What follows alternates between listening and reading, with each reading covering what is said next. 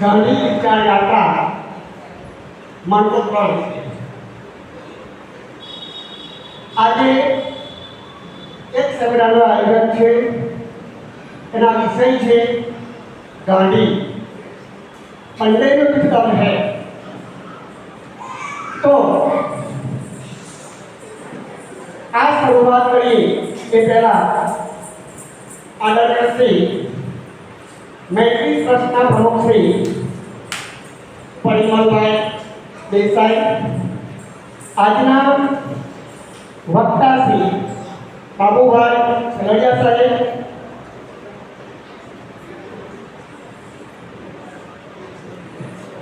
અને સમન્વય ગ્રુપના વેલજીભાઈ મંચ ઉપર સ્થાન લેશે।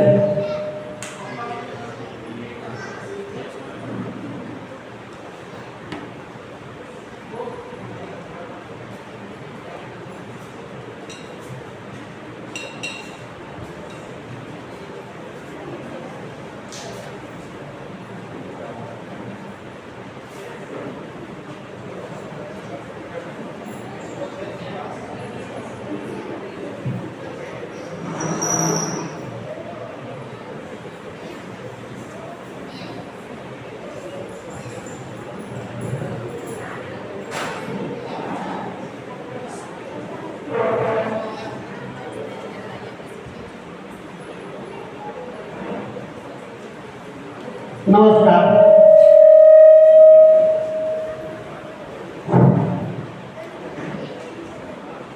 गांधी विचार यात्रा मणिपत्र विषय गांधी पंडे में कुछ दम है ये वक्तव्य आज सांभळवा आप सौ उपस्थित छो।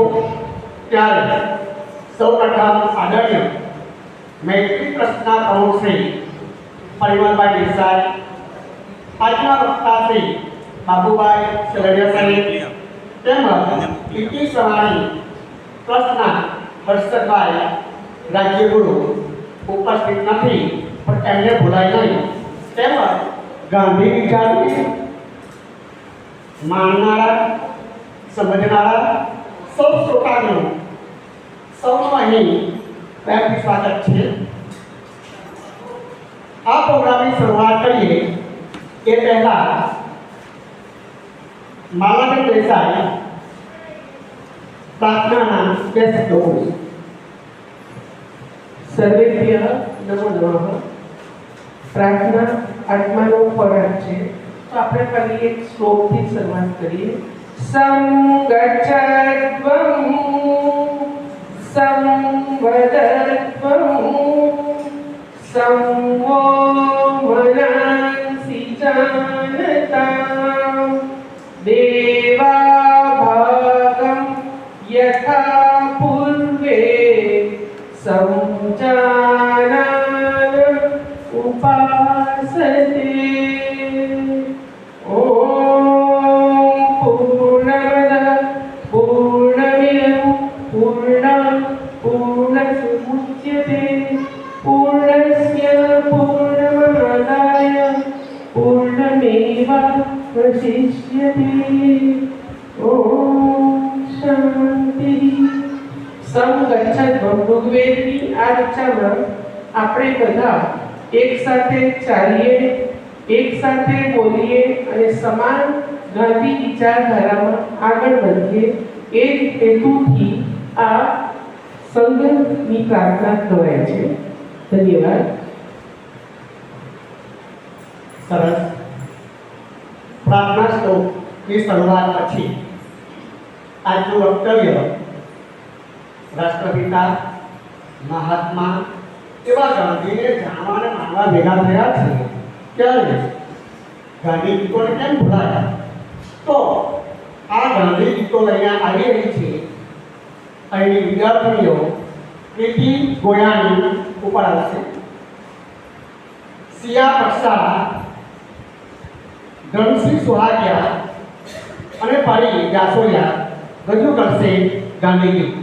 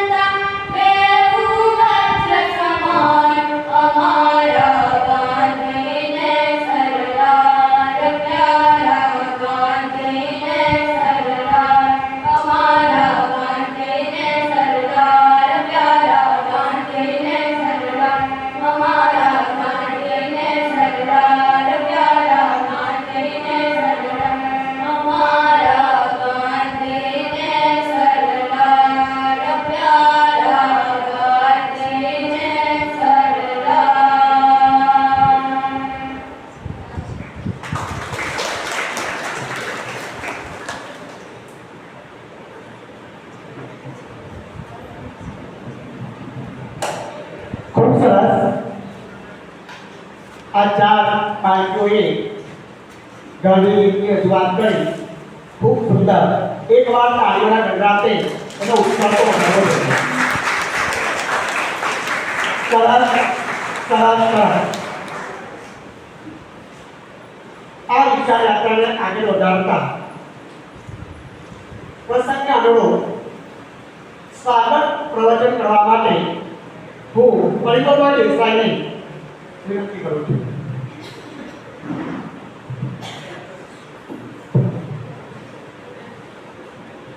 પરમ સન્માનીય સિલૈયા સાહેબ, વડીલ શ્રી, સૌ આયોજકો, વડીલો, મુરબ્બીઓ, યુવા પેઢી, માતા પિતા, સૌને નમસ્કાર.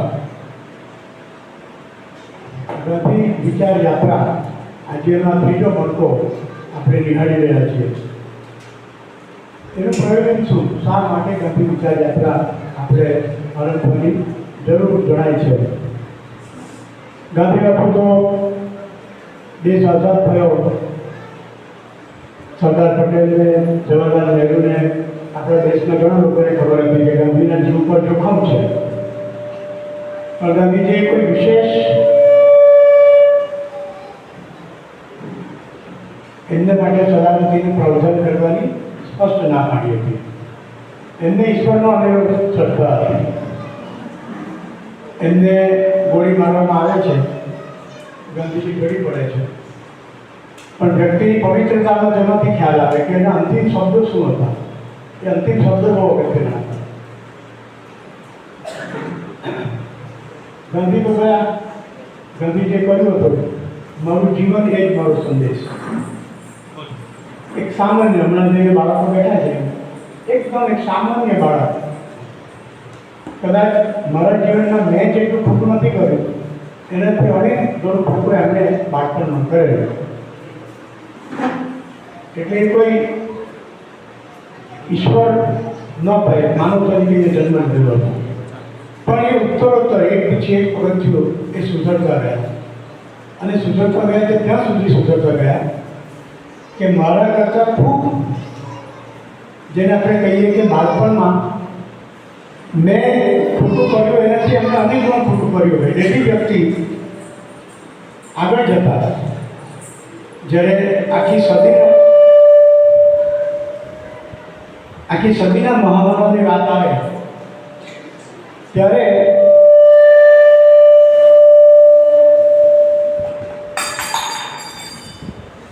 Albert Einstein, Mahatma Gandhi, sir Isaac Newton, Thomas Alva Edison, ઘણા બધા લોકોની સામે માટે જ્યારે થયું મતદાન, તો એમાં ભલે ગાંધીજી રનર્સઅપ બન્યા, બીજા નંબરે આવ્યા, પણ અગત્યનું એ છે કે જે વ્યક્તિ પહેલા નંબરે આવેલો એ વ્યક્તિએ એવા શબ્દો વાપરેલા જેને ગુજરાતીમાં ભાષણ પર કહ્યું કે હળમાસનો બનેલો કોઈક વ્યક્તિ આ રીતે પૃથ્વી પર વિભર્યો હશે એવું આવનારી પેઢી માનવા તૈયાર નહીં થશે.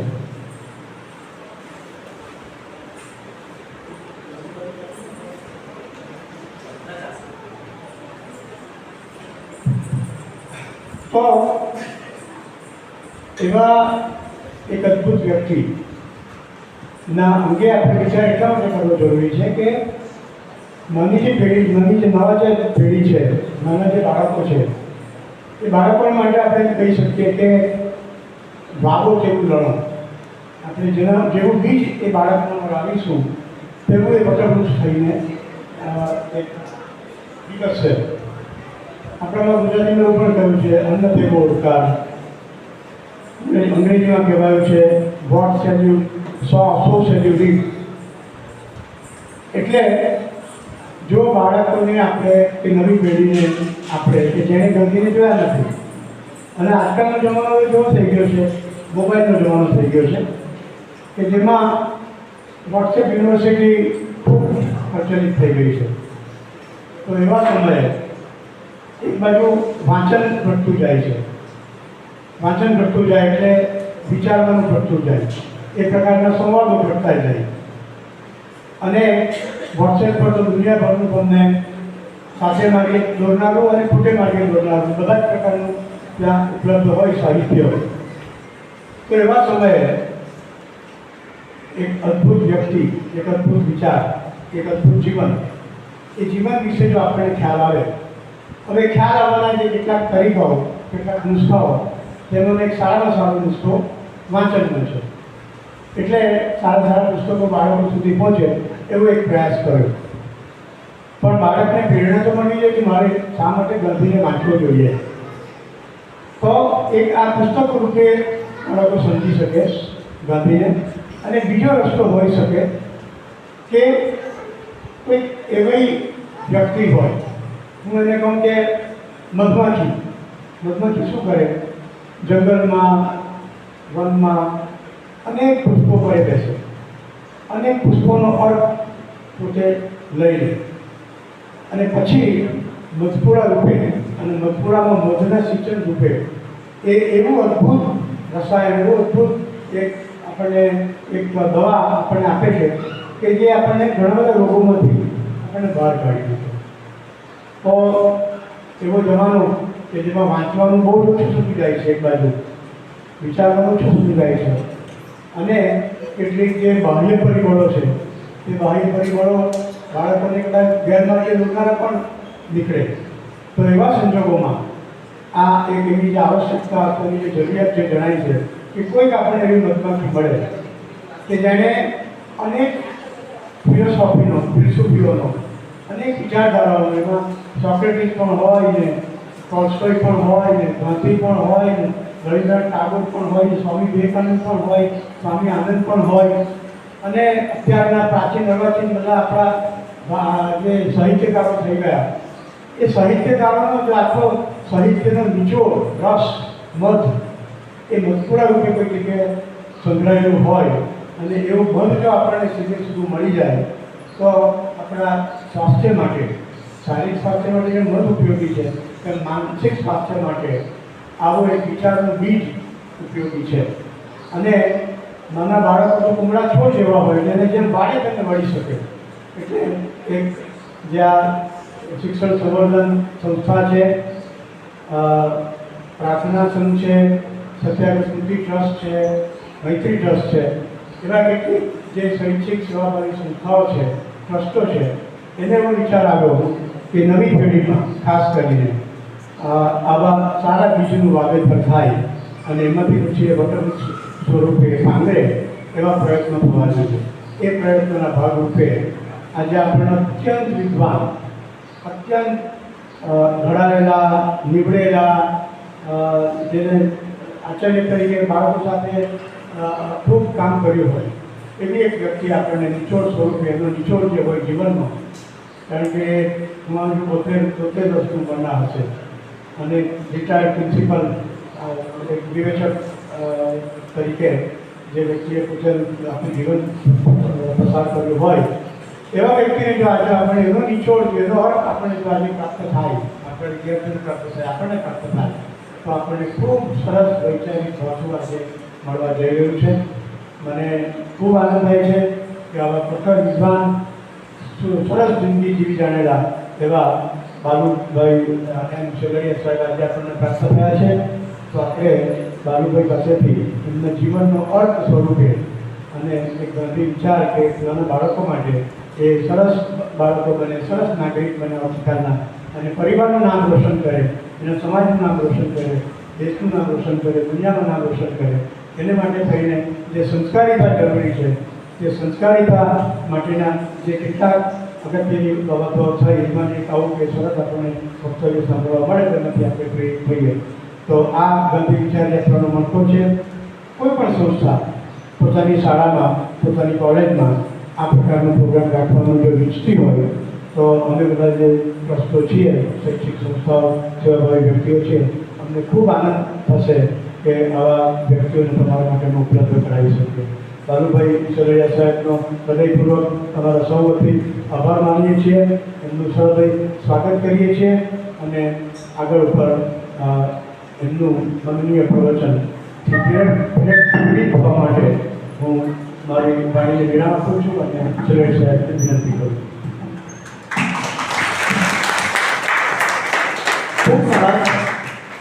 પરિમલભાઈ, સ્વાગત પ્રવચન પછી સ્વાગત બોધ રહ્યું. આપણી ભારતીય સંસ્કૃતિ અતિથિ દેવો ભવ માટે વખણાયેલી હોય અને એવા સમયે આપણે અતિથિનું સ્વાગત ના કરીએ તો કેમ ચાલે? તો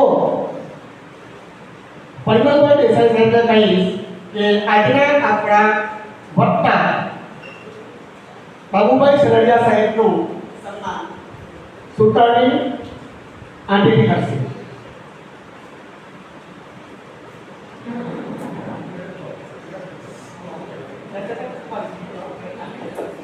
ભાઈ હા, વોટ્સઅપ પર લિંક મોકલી છે ગ્રુપમાં બરાબર છે ત્યાં ખાસ આ વિડીયો ઊભો આવે છે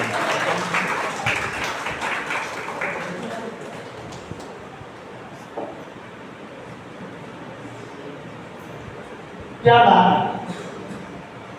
સમયવર ગ્રુપના વેલજીભાઈ મેળવિયા સાહેબનું ઝૂમ કરો સન્માન કરશે બાલાબેન દેસાઈ.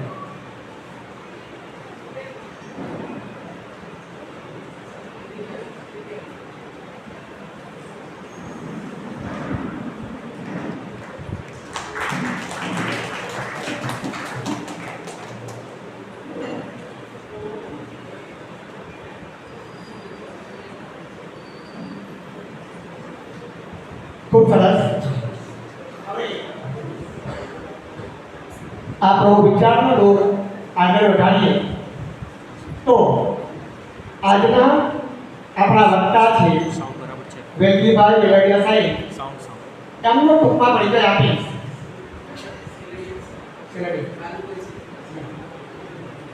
બાલુભાઈ સરડિયા સાહેબ,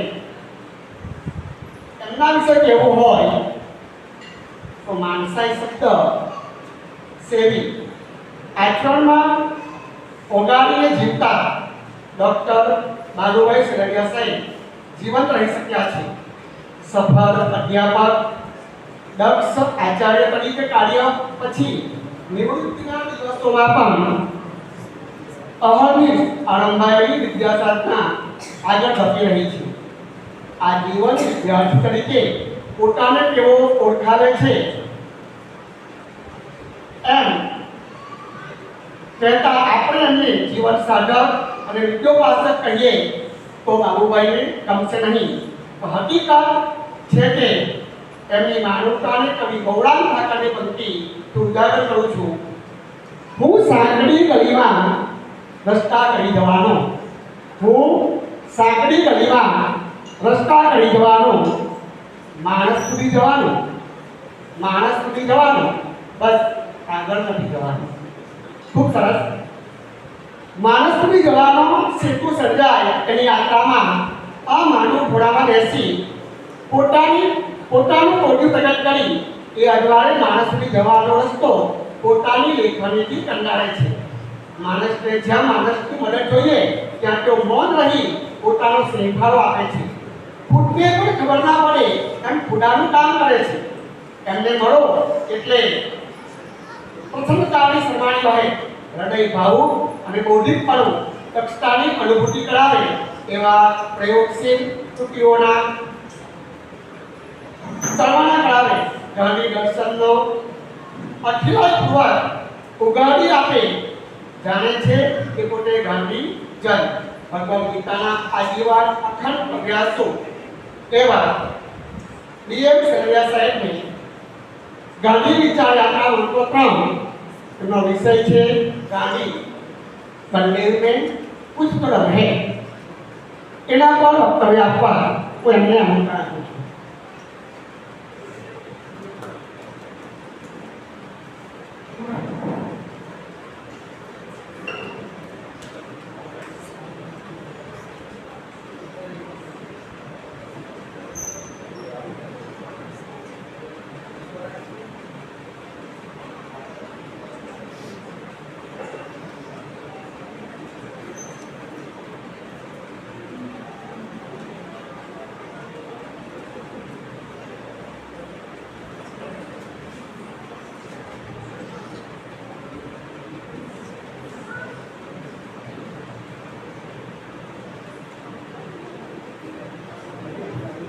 આદરણીય શ્રી પરિમલભાઈ દેસાઈ, વેલજીભાઈ બેરડિયા, આપ સૌ સજ્જનો અને સદલાડીઓ, 2 મિનિટ ડિસ્ટર્બ કરું છું. ગેલેરીમાં બેઠેલા જે મિત્રો છે એ જો મારી સામે આવી આવશે તો થોડી વધારે અનુકૂળતા રહેશે. તમારે ડોકી લાંબી કરવાની નહીં અને મારે આંખો ત્રાસી કરવાની નહીં. સ્પીડ.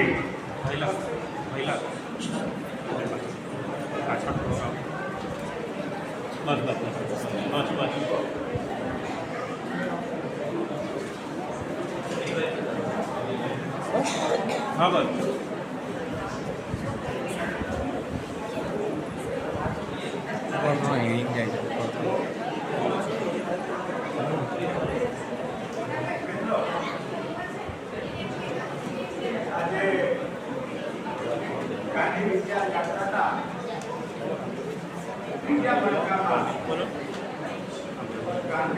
थोड़ा मंदिर में कुछ लोग हैं एक विषय केंद्र पर રાખીને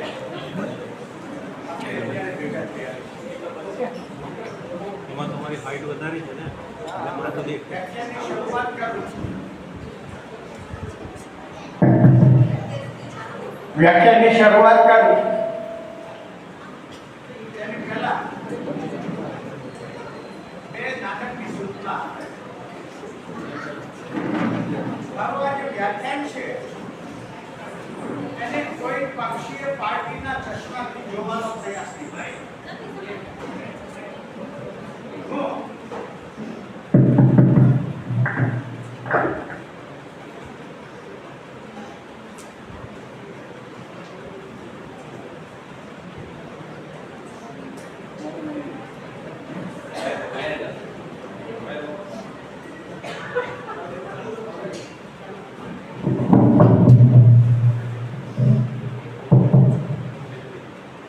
હું કોઈ પક્ષનો માણસ નથી. મારો પક્ષ માનવતા છે. માનવતા સિવાયની કોઈ વાતમાં મને એક ટકો શ્રદ્ધા નથી. અને આજે એવા માણસના સંદર્ભે હું બોલવા તરફ જઈ રહ્યો છું કે જે માણસ કોઈ કરતા કોઈ વાડામાં પુરાયેલો નથી. માત્ર અને માત્ર માનવ સેવા, અને એ માનવ સેવા પણ ઈશ્વર પ્રાપ્તિના સાધન તરીકે જેમણે સમાજને સ્વીકાર્યો છે, જેને રાષ્ટ્રને સ્વીકાર્યો છે, જેને માનવને સ્વીકાર્યો છે, આવા મહામાનવ ગાંધીના જીવનના સંદર્ભમાં આપણે સમજવાને માટે પ્રયાસ કરી રહ્યા છીએ. વ્યાખ્યાનનો પ્રારંભ મહાભારતના સભા પર્વમાંથી એક શ્લોકથી આ પ્રારંભ કરું છું. મહાભારતના સભા પર્વનો આ શ્લોક છે. ન સા સભા યત્ર ન સંતિ વૃદ્ધાઃ ન તે વૃદ્ધાઃ येन वदन्ति धर्मं नासौ धर्मं यस्य नास्ति सत्यं न तत् सत्यं येन छलेन अनुविद्धं. વેદ વ્યાસ સભા પર્વની અંદર આ વાત કરી રહ્યા છે. એ સભા નથી જે સભામાં જ્ઞાન વૃદ્ધોની ઉપસ્થિતિ નથી. એ વૃદ્ધો નથી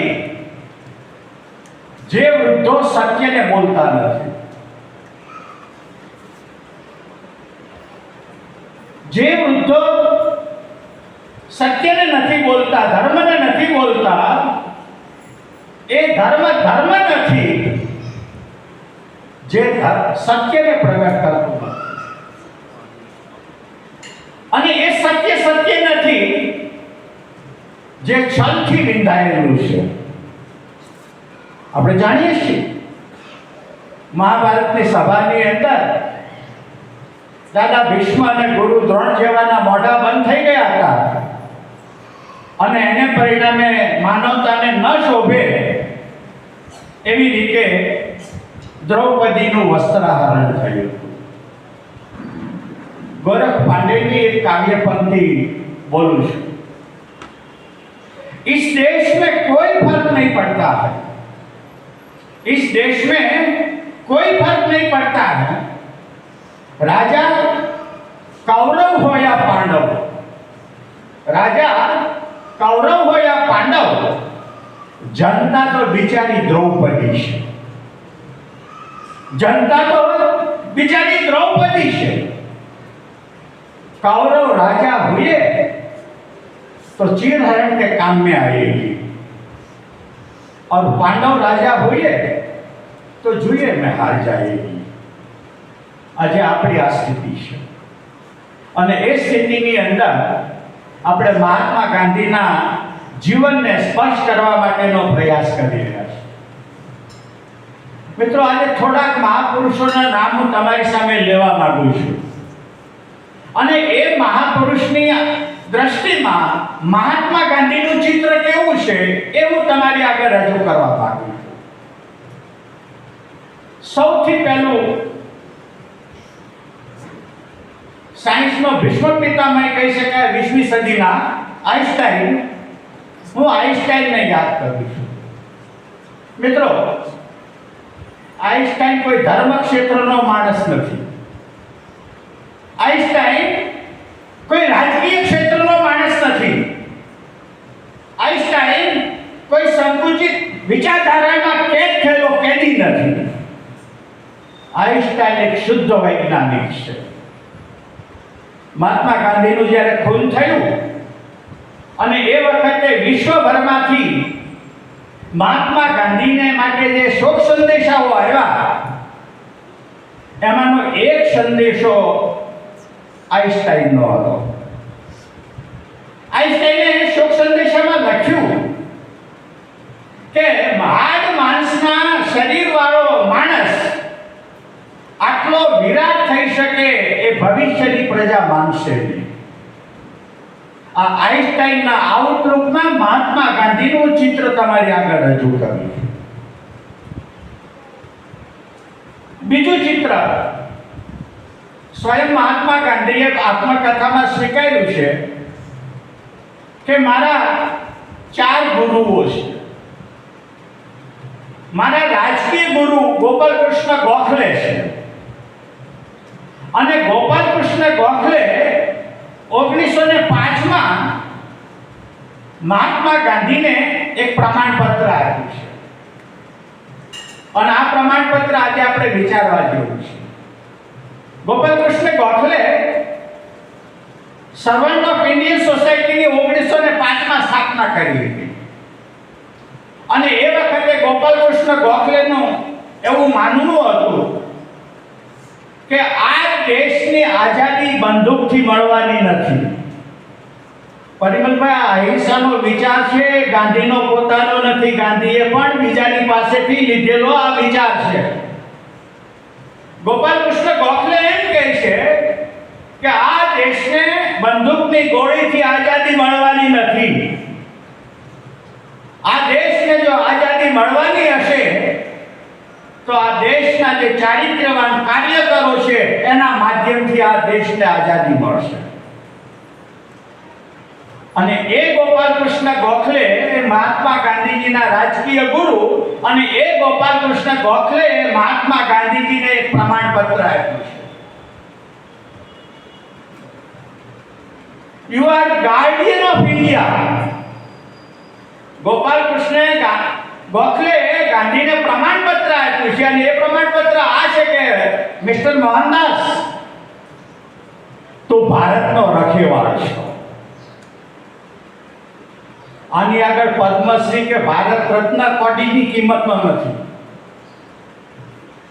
ગોપાલકૃષ્ણ ગોખલે આ મહાત્મા ગાંધીને એમ કહે છે કે you are Guardian of India, તો ભારતનો રખેવાળ છો. આ ગોપાલકૃષ્ણ ગોખલેની આંખમાં મહાત્મા ગાંધી. એક બીજું નામ લો છે રસ્કી. બહુ મોટો ચિંતક, બહુ મોટો લેખક. આ રસ્કિનનું અને ગાંધીજીનું પ્રત્યક્ષ કે પરોક્ષ મિલન ક્યારે થયું નથી. 1904માં પહેલું રસ્કિનનું પુસ્તક અનટુ ધીસ લાસ્ટ પુસ્તક મહાત્મા ગાંધીના હાથમાં આવે છે.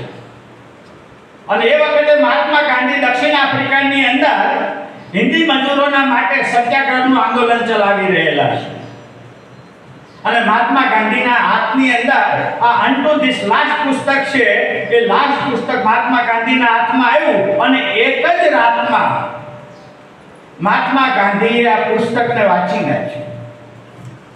અને વાંચ્યા પછી સવારે મહાત્મા ગાંધી પોતે લખે છે કે અનટુ ધીસ લાસ્ટ આ પુસ્તક વાંચ્યા પછી હવે હું જેવો હતો એવો નથી રહ્યો, હું બદલાઈ ગયો. મહાત્મા ગાંધી રસ્કિનને ગુરુ માને છે અને ગુરુને આના કરતા બીજી મોટી ગુરુ દક્ષિણા કઈ હોઈ શકે? આ પુસ્તક વાંચીને હું જેવો છું તેવો રહ્યો નથી, હું બદલાઈ ગયો છું. આ રસ્કિનનું પુસ્તક મહાત્મા ગાંધીના હાથમાં 1904માં આવે છે અને રસ્કિનનું મૃત્યુ 1900માં થયેલું છે. પરિણામે રસ્કિન અને ગાંધીનું નથી પ્રત્યક્ષ મિલન થયું કે નથી કોઈ એની વચ્ચે પત્ર વ્યવહાર થયો. પણ ગાંધી માને છે કે મારા સામાજિક ગુરુ છે તે રસ્કિન છે. બહુ લિમિટેડ સમયની અંદર મારે તમારી આગળ ગાંધીનું ચિત્ર રજૂ કરવું પડે છે. અનટુ ધીસ લાસ્ટ જે પુસ્તક છે એ બાઇબલની એક દંતકથાને કેન્દ્રમાં રાખીને લખાયેલું છે. એક દ્રાક્ષની વાડીનો માલિક કેટલાક મજૂરોને પોતાની વાડીમાં કામ કરવા માટે બોલાવે છે અને સાંજ પહેલા વાડીનું જે કંઈ ખેતી કામ છે, દ્રાક્ષનો જે બગીચો છે એનું કામ સાંજ પહેલા પૂરું કરવાનું છે. સવારે થોડાક મજૂરો એમની વાડીમાં જાય છે અને બપોરના 10-11 વાગે છે ત્યારે ખ્યાલ આવે છે કે સાંજ પહેલા તો કામ પૂરું થશે નહીં. એટલે વાડીનો માલિક 10-11 વાગે થોડાક બીજા મજૂરોને બોલાવે છે અને કામે લગાડે છે. બપોરના 3-4 વાગે છે, ભોજનનો આરામ કર્યા પછી મજૂરો ફરી વખત કામે વળગે છે અને ત્યારે વાડીના માલિકને એમ લાગે છે કે હજી સાંજ પહેલા કામ પૂરું નહીં થાય એટલે 4 વાગે થોડાક બીજા મજૂરોને બોલાવે છે. 6 વાગ્યા મજૂરોનો સમય પૂરો થયો એટલે ખેડૂતના માલિકોએ મજૂરને બોલાવ્યો કે આવો ભૈયા, સૌથી પહેલા જે સૌથી મોડા મજૂરો આવ્યા હતા એ મોડા આવનારા મજૂરોને પણ સવારે આવનારા મજૂરોની સાથે જે મજૂરી નક્કી કરી હતી એ જ મજૂરી મોડા આવનારને આપી. એ જ મજૂરી બપોરે 11 વાગે આવનારને આપી અને એ જ મજૂરી સવારે 8 વાગે જે મજૂરો કામ ઉપર લાગ્યા હતા એને પણ એ જ મજૂરી આપી. એટલે 8 વાગે આવનારા મજૂરો કચવાયા કે અમે 8 વાગે આવ્યા અને સાંજે પાછા 6 વાગે જઈએ છીએ તો તમે અમને 100 રૂપિયા મજૂરી આપો છો અને પેલા 4 વાગે આવ્યા એને તમે 100 રૂપિયા મજૂરી આપો છો. પેલો ખેડૂત કહે છે કે ભાઈ મેં તમારી સાથે નક્કી કર્યું છે કે હું તમને એક દિવસની મજૂરીના 100 રૂપિયા આપું છું, તો મેં તમને 100 રૂપિયા તો આપ્યા ને, મેં તો તમને કઈ અન્યાય નથી કર્યો. મોડા આવનારાને હું 100 રૂપિયા આપું છું એ મારી સ્વતંત્રતાની વાત છે. આ વાતને પ્રતિકાત્મક રીતે રાખીને સમાજના છેવાડાનો જે માણસ છે એને અપલિફ્ટ કરવાને માટે રસ્કિને અનટુ ધીસ લાસ્ટમાં વાત કરી છે. જે દેશ સમાજના છેવાડાના માણસની તરફ લક્ષ્ય આપી શકતો નથી એ દેશ નથી. અનટુ ધીસ લાસ્ટ અને એ પુસ્તકના વાચક મહાત્મા ગાંધી એ પુસ્તકને વાંચ્યા પછી એમ કહે છે કે હું આખો બદલાઈ ગયો. મિત્રો, બીજું તમને નામ આપું, લિયો ટોલ્સ્ટોય. લિયો ટોલ્સ્ટોય રશિયન માણસ અને જે રીતે અંગ્રેજો આઝાદી પહેલા આપણું શોષણ કરતા હતા એ જ રીતે રશિયામાં જાર શાસન રશિયનોનું શોષણ કરતા હતા. અને એ વખતે ઝારની સામે પોતાના શબ્દદેહથી આ ટોલ્સ્ટોય ઝારની સામે લડતા હતા. અને એ ઝાડની સામે જે ટોલ્સ્ટોય લડતા હતા એનું એક પુસ્તક kingdom of God within in you, પરમાત્માનું શાસન, પરમાત્માનું રાજ્ય આપણી અંદર વસે છે. અને આ લિયો ટોલ્સ્ટોય જે છે એ લિયો ટોલ્સ્ટોયમાંથી ગાંધીએ પ્રેરણા મેળવેલી. અને આ લિયો ટોલ્સ્ટોયે એ લેટર ટુ એ હિન્દુ નામનો એક મોટો વિશાળ પત્ર એક તારકચંદ દાસ નામના એક બંગાળી ક્રાંતિકારીને લખેલો. આ તારક દાસ જે છે એ બંગાળનો ક્રાંતિકારી હતો અને એ વખતે આ ઝારની સામે ટોલ્સ્ટોય લડતા હતા અને અહીં ક્રાંતિકારીઓ અંગ્રેજોની સામે લડવા માટેની તૈયારી કરી રહ્યા હતા. અને એ વખતે આ તારક દાસ એ ટોલ્સ્ટોયને પત્ર લખેલો છે. અને ટોલ્સ્ટોય આ તારક દાસને જવાબ આપે છે. અને એ ટોલ્સ્ટોયને પત્રને નામ આપ્યું છે a letter to a to Hindu, ભારતીયને આપેલો જવાબ ટોલ્સ્ટોય. અને ટોલ્સ્ટોય પત્રમાં લખે છે, આ પ્રશ્નનો જવાબ થોડોક વિચિત્ર છે, પહેલી દ્રષ્ટિએ તો આપણને ગળે નહીં ઉતરે એવો લાગશે, પણ તમે સમજી શકશો. ટોલ્સ્ટોય ક્રાંતિકારીને લખે છે કે ભારતમાં જે અંગ્રેજો શાસન કરે છે એ ગોળીઓથી શાસન નથી કરતા. વાક્ય ફરી વખત બોલું છું. ભારતની અંદર 35 કરોડની જનતા ઉપર 10,000 અંગ્રેજો જે શાસન કરી રહ્યા છે એ શાસન ગોળીથી નથી કરતા. ટોલ્સ્ટોય આ ક્રાંતિકારીને જવાબ આપે છે કે હિન્દુઓના સહયોગથી બ્રિટિશરો ભારત ઉપર શાસન કરે છે. આ હિન્દુઓના સહયોગથી બ્રિટિશરો શાસન કરતા હોવાને પરિણામે જો ઇન્ડિયનો, જો ભારતીયો બ્રિટિશરોને મદદ કરવાનું બંધ કરી દે તો બ્રિટિશરોએ એક દિવસમાં ભારતને છોડવું પડે. આ લિયો ટોલ્સ્ટોયનો આ ક્રાંતિકારીને જવાબ અને આ પત્ર મહાત્મા ગાંધીએ વાંચ્યું. ઘટના ઘણી લાંબી છે પણ મારે 1 કલાકની મર્યાદામાં ગાંધીના ચિત્રને તમારી આગળ રજૂ કરવું છે. એટલે ગાંધી એમ કહે છે કે મારી માનસિક જે ગુંગળામણ હતી, આ ગાંધીના શબ્દો 1920માં છે, અસહકારની આંદોલન વખતના, મારી જે માનસિક ગુંગળામણ હતી એ લિયો ટોલ્સ્ટોય દૂર કરી દીધી. અને ગાંધીનું વાક્ય બોલું છું, હવે મારે ગાંધીને અંગ્રેજોને હરાવવાના નથી. 1920માં અસહકારનું જ્યારે આંદોલન ચલાવી રહ્યા છે એ સમયે મહાત્મા ગાંધી એમ કહે છે કે હવે મારે અંગ્રેજોને હરાવવાના નથી, મારે મારી અંદરના ભયને હરાવવાનો છે. અને જેવો ભય હારશે કે અંગ્રેજો ભાગશે. અને આ લિયો ટોલ્સ્ટોય મહાત્મા ગાંધીને માટે એમ કહે છે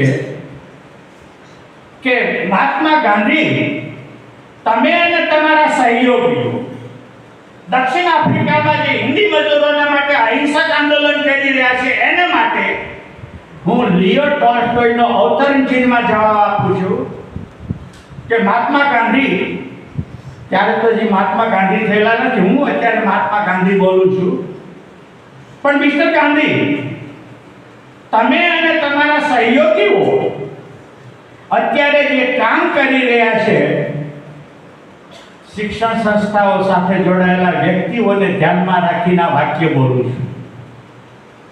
તમે અને તમારા સહયોગીઓ જે આ કામ કરી રહ્યા છો તે માનવ જાતના ઇતિહાસમાં, ભારતીય ઇતિહાસની વાત નથી કરતો, રશિયન ક્રાંતિની વાત નથી કરતો, અમેરિકન ક્રાંતિની વાત નથી કરતો, ઔદ્યોગિક ક્રાંતિની વાત નથી કરતો, કેપિટાલિસ્ટોના હિસ્ટ્રીની વાત નથી કરતો. હું વાત કરું છું આ ટોલ્સ્ટોયના અવતરણમાં આવેલા શબ્દોમાં કે મિસ્ટર ગાંધી માનવ જાતના ઇતિહાસમાં સૌથી વધારેમાં વધારે મહત્વનું કામ તું કરી રહ્યો છો અને તને સફળતા મળશે, કારણ કે પ્રેમને હારવાની ખબર પડતી નથી.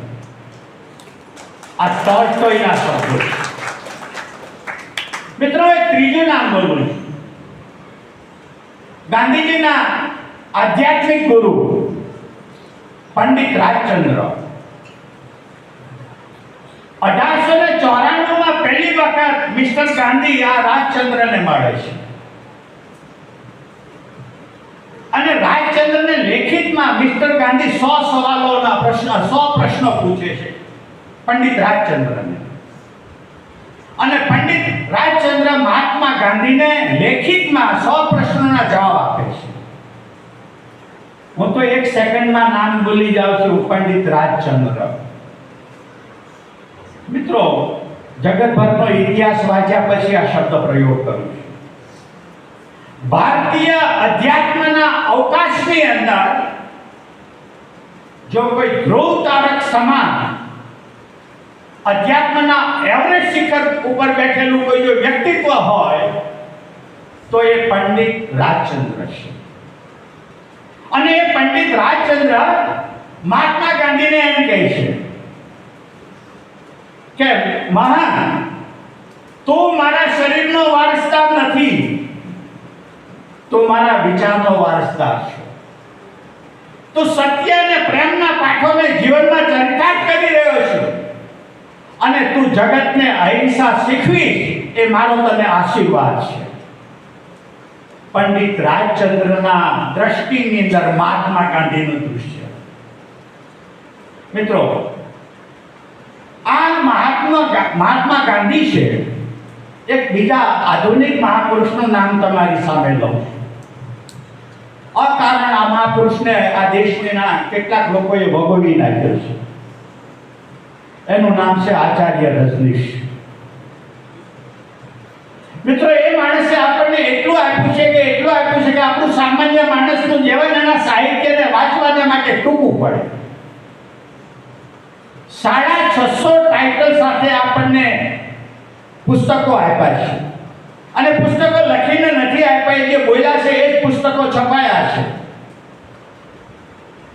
2 સિરીઝની નામ તમને આપું. જેને પોતાનો વિકાસ કરવો છે અને જેને પોતાના વ્યક્તિત્વને નિખારવું છે, આવા આશાસ્પદ યુવાનોને માટે હું 2 શીર્ષક તમને આપું છું. 1970ના દાયકામાં ઓશોએ 2 સિરીઝ ઉપર 10 વ્યાખ્યાનો આપ્યા છે. એક સિરીઝ છે ભારત કા ભવિષ્ય અને બીજી સિરીઝ છે ભારત ઇસ ઓર. એમાં આ ઓશો અવારનવાર ગાંધીને કોટ કરે છે. માત્ર કોટ નથી કરતા, એકદમ તીખી તમતમતી મહાત્મા ગાંધીની ઓશો આલોચના પણ કરે છે. ગાંધીવાદીઓ ન પચાવી શકે એવી તીખી આલોચના મહાત્મા ગાંધીને માટે ઓશો કરે છે. પણ આ એ જ ઓશો ગાંધીને એક એવી ભવ્ય અંજલિ આપી છે કે કોઈ ગાંધીવાદીઓએ આટલી મહાન ભવ્ય અંજલિ મહાત્મા ગાંધીને આપી નથી. આચાર્ય રજનીશ આ મહાત્મા ગાંધીના માટે એમ કહે છે કે ગાંધી જેવું વ્યક્તિત્વ જો આ પૃથ્વીને જોઈતું હોય તો સ્વયં પૃથ્વીએ 1000 વર્ષ સુધી પ્રતીક્ષા કરવી પડે, ત્યારે ગાંધી જેવું વ્યક્તિત્વ પૃથ્વીને મળે. આ ઓશોની દ્રષ્ટિનો ગાંધી છે. મિત્રો, આટલી વાત કર્યા પછી હું થોડાક બીજા મહાપુરુષોના નામ લેવા માંગુ છું. તમે મોજેદનું નામ સાંભળ્યું છે. યહૂદી ધર્મના સ્થાપક. સનાઈ પર્વત ઉપર એને આત્મસાક્ષાત્કાર થયો અને પછી એને 10 ટેસ્ટામેન્ટની આપણને વાત કરી. અને આજે પણ યહૂદી ધર્મની અંદર આ 3 જે 10 આજ્ઞાઓ છે એ આજે પણ વિચારણીય છે. મોજેજે એક વાત કરી કે ઓલ ઇન ધ હેડ. આ જે કંઈ રમત છે જગતની, એ બધી રમત માણસના મસ્તિષ્કની છે. મિત્રો, શિક્ષણની સાથે જોડાયેલા વિદ્યાર્થીઓ, અધ્યાપકો અને પરોક્ષ રીતે જોડાયેલા સજ્જનોને હું વાત કરવા માંગુ છું. આ પૃથ્વીના ગોળા ઉપર અત્યારે 8 અબજ ની આસપાસ માનવ વસ્તી છે. આપણી ભારતની આજે 1 અબજ અને 40 કરોડ કરતા પણ વધારે આપણી ભારતીયોની સંખ્યા છે. આનો અર્થ એ થયો કે વિશ્વ ઉપર દર 7 માણસે 1 માણસ ભારતીય છે. આ વિશ્વમાં જેટલા માણસો છે એમાંથી દર 7 માણસે 1 ભારતીયનું અસ્તિત્વ છે. મિત્રો, આટલી મોટી વસ્તી આપણી હોવા છતાં ભારતીયોની આપણને નોબેલ પારિતોષિક કેટલા મળ્યા? રવિન્દ્રનાથ ટાગોરને ગીતાંજલિનું મળ્યું, રામનને વિજ્ઞાનનું મળ્યું અને અમર્ત્ય સેનને અર્થશાસ્ત્રનું મળ્યું. પછી કેટલા આપણને નોબેલ પારિતોષિક મળ્યા? સૌથી વધારે નોબેલ પારિતોષિક મેળવનારી જો કોઈ પ્રજા હોય તો યહૂદી પ્રજા છે. અને 5 યહૂદીઓ એવા છે કે આપણે સંકુચિત વાડામાં પુરાયેલા દેડકાઓ આપણે આપણી જાતને ગમે એટલી મહાન માનતા હોઈએ તો પણ આપણે આ 5 યહૂદીઓના શિષ્યો થયેલા છે. આ પહેલો યહૂદી મોજે ઓલ ઇન ધ હેડ જે કંઈ છે તે માનવ મસ્તિષ્કમાં છે. મિત્રો, 100 કરોડ કરતા પણ જેની વધારે સંખ્યા છે એ ખ્રિસ્તીઓ અને એ ખ્રિસ્તી ધર્મના સ્થાપક ઈસુ. અને એ ઈસુ એમ કહે છે કે all is in the heart. જે કંઈ છે તે માનવના હૃદયમાં છે, માનવની લાગણીમાં છે, માનવની ભાવનામાં છે. એક ત્રીજો યહૂદી કાર્લ માર્ક્સ મૂડી વાત જ્યારે પરાકાષ્ઠાએ પહોંચ્યો અને મોટાભાગની સંપત્તિ મુઠ્ઠીભર માણસોના હાથમાં કેન્દ્રિત થઈ અને વિશ્વની મોટાભાગની પ્રજા ભિખારીની સ્થિતિમાં આવી ગઈ ત્યારે એ કાર્લ માર્ક્સે સિંહ ગર્જના કરી હતી. અરે ઓ વિશ્વના સર્વહારાઓ, અરે ઓ વિશ્વના મજૂરો, તમારે તમારી ગુલામી સિવાય બીજું કાંઈ ગુમાવવાનું નથી. તમે એક થાઓ. આ કાર્લ માર્ક્સના સિંહનાદને આધારે મજૂરો ભેગા થયા અને મૂડીવાદની સામે સમાજવાદ આવ્યો. આ કાર્લ માર્ક્સ એમ કહે છે કે all is in the stomach. જે કાંઈ છે એ બધું પેટમાં છે. આપણી ગુજરાતી ભાષામાં એક કહેવત છે, પેટ કરાવે પેટ. કાર્લ માર્ક્સ કહે છે કે all is in the stomach. જે કાંઈ છે તે બધું પેટમાં છે. મિત્રો, એક ચોથા યહૂદીનું નામ લઉં છું અને એ યહૂદીનું નામ છે ફ્રોઈડ. મનોવિજ્ઞાનનો વિશ્વ પિતા. આ દેશના પૂર્વ જેવા વાત્સ્યાયને અને પતંજલિએ, અષ્ટાવક્રે, કૃષ્ણે મનના સંદર્ભમાં જે કામ કર્યું છે એ જ કામ વૈજ્ઞાનિક સ્વરૂપે નોનસ્ટોપ 40 વર્ષ સુધી ફ્રોઈડે કર્યું છે. મનને જો સમજવાનું હોય તો ફ્રોઈડનો આધાર લીધા વગર આપણે મનને સમજી શકીએ એમ નથી. મનૈવ મનુષ્યાનાં બંધમોક્ષયો કારણમ. માનવીનું મન એ જ માનવના બંધનનું અને માનવની મુક્તિનું કારણ છે.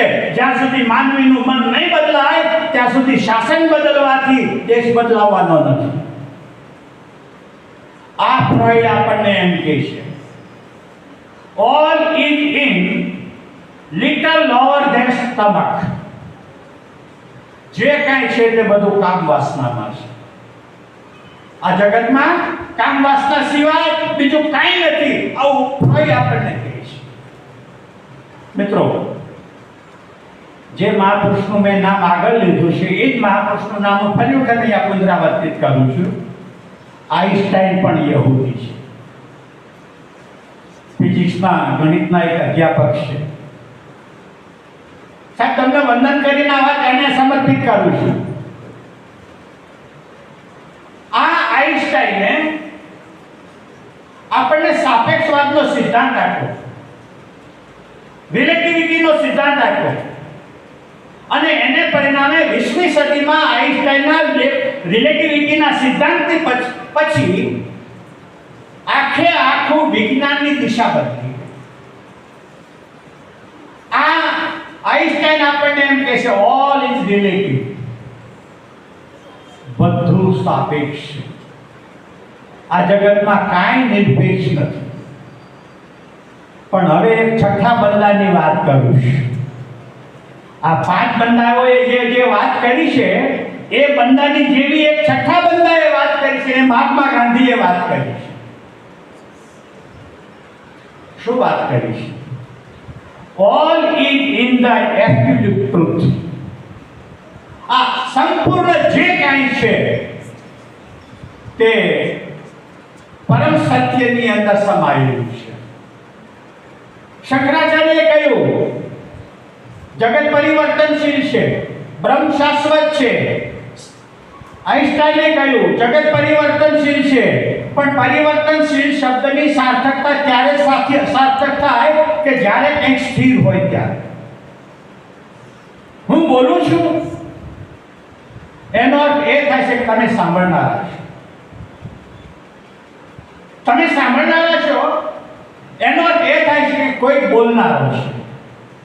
અને અહીંયા કોઈ જો સાંભળનારો ન હોય ને હું જો બોલતો હોઉં તો હું મેન્ટલ હોસ્પિટલનો દર્દી છું. આ મહાત્મા ગાંધી એમ કહે છે કે પરમ સત્યની અંદર બધું સમાયેલું છે. આટલા પ્રમાણપત્રો રજૂ કર્યા પછી હું તમને 2 હાથ જોડીને વિનંતી કરું છું કે આ મહાપુરુષ એવો છે ખરો કે એને આપણે ગાળ આપી શકીએ? આ મહાપુરુષ એવો છે ખરો કે એના ઉપર આપણે કોઈ પણ પ્રકારનો આક્ષેપબાજી કરી શકીએ? મિત્રો, બહુ મોટો મહાપુરુષ. હું ગાંધીવાદી નથી, હું ગાંધી પ્રેમી છું. હું પરંપરાગત વૈષ્ણવ નથી, પણ છતાં હું ગીતાને પ્રેમ કરું છું. આ એવું એક વિરાટ વ્યક્તિત્વ છે કે આ વિરાટ વ્યક્તિત્વની પાસે એવી વિરાટ તાકાત છે કે 5000 વર્ષથી જે દેશ ગરીબીમાં, ગુલામીમાં, ગરીબાઈમાં, અંધશ્રદ્ધામાં સબળતો હતો એ દેશને બહાર કાઢવાને માટે મહાત્મા ગાંધીએ પ્રામાણિક પ્રયાસ કર્યો છે. હું આગળ મુદ્દો બીજો લેવાનો છે, મેં વાત કરીશ, પણ હું અત્યારે બીજા મુદ્દા ઉપર વાત કરું.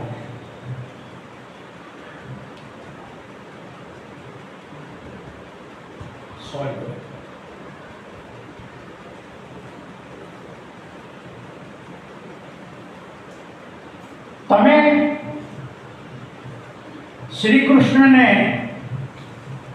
પૂર્ણ પુરુષ માનો છો? જો તમે શ્રી કૃષ્ણને પૂર્ણ પુરુષ માનતા હો તો મહાત્મા ગાંધી જેવો કૃષ્ણનો ભક્ત છે એવા બીજા ભક્ત શોધવા બહુ મુશ્કેલ છે. અને થોડીક બાલિષ્ઠતા, થોડીક નાની ઉંમરના બાળકો છે પણ એના મનમાં થોડીક ગાંધીના સંદર્ભે વાત આવે એવી થોડીક વાત કરવા માંગુ છું. મિત્રો, વિષ્ણુ સહસ્ત્ર નામની અંદર કૃષ્ણના 1008 નામ છે, વિષ્ણુના 8 નામ છે, 108 નામ. એમાંનું એક નામ વિષ્ણુનું, કૃષ્ણનું શ્રી મોહન, મહાત્મા ગાંધીનું નામ મોહનદાસ. કૃષ્ણ હવે વાક્ય જુદા જુદા ફેરવતો જાય. તમે તમારી માનસિક ભૂમિકાએ ગાંધી અને કૃષ્ણની તુલના કરતા જાઓ. કૃષ્ણ ગોકુળમાં યમુનાના કિનારે જન્મ્યા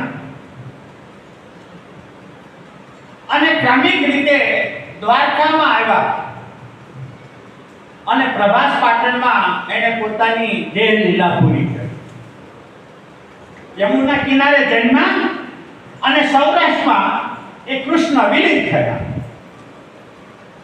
આ મોહનદાસ પોરબંદરમાં જન્મ્યા, સૌરાષ્ટ્રમાં જન્મ્યા અને યમુના કિનારે દિલ્હીમાં નથુરામ ગોડસેની 3 ગોળીઓથી મહાત્મા ગાંધી વિલીન થયા. બીજી વાત,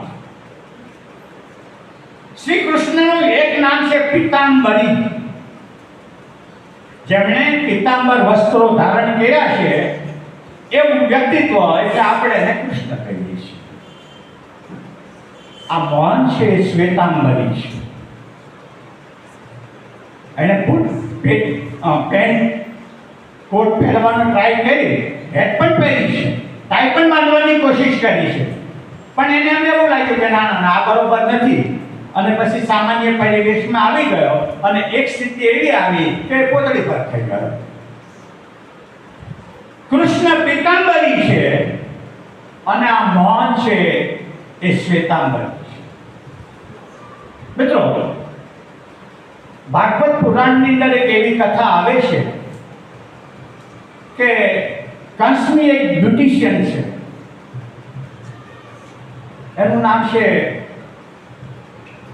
ત્રિવક્રા કુબ્જા. આ કૃષ્ણનું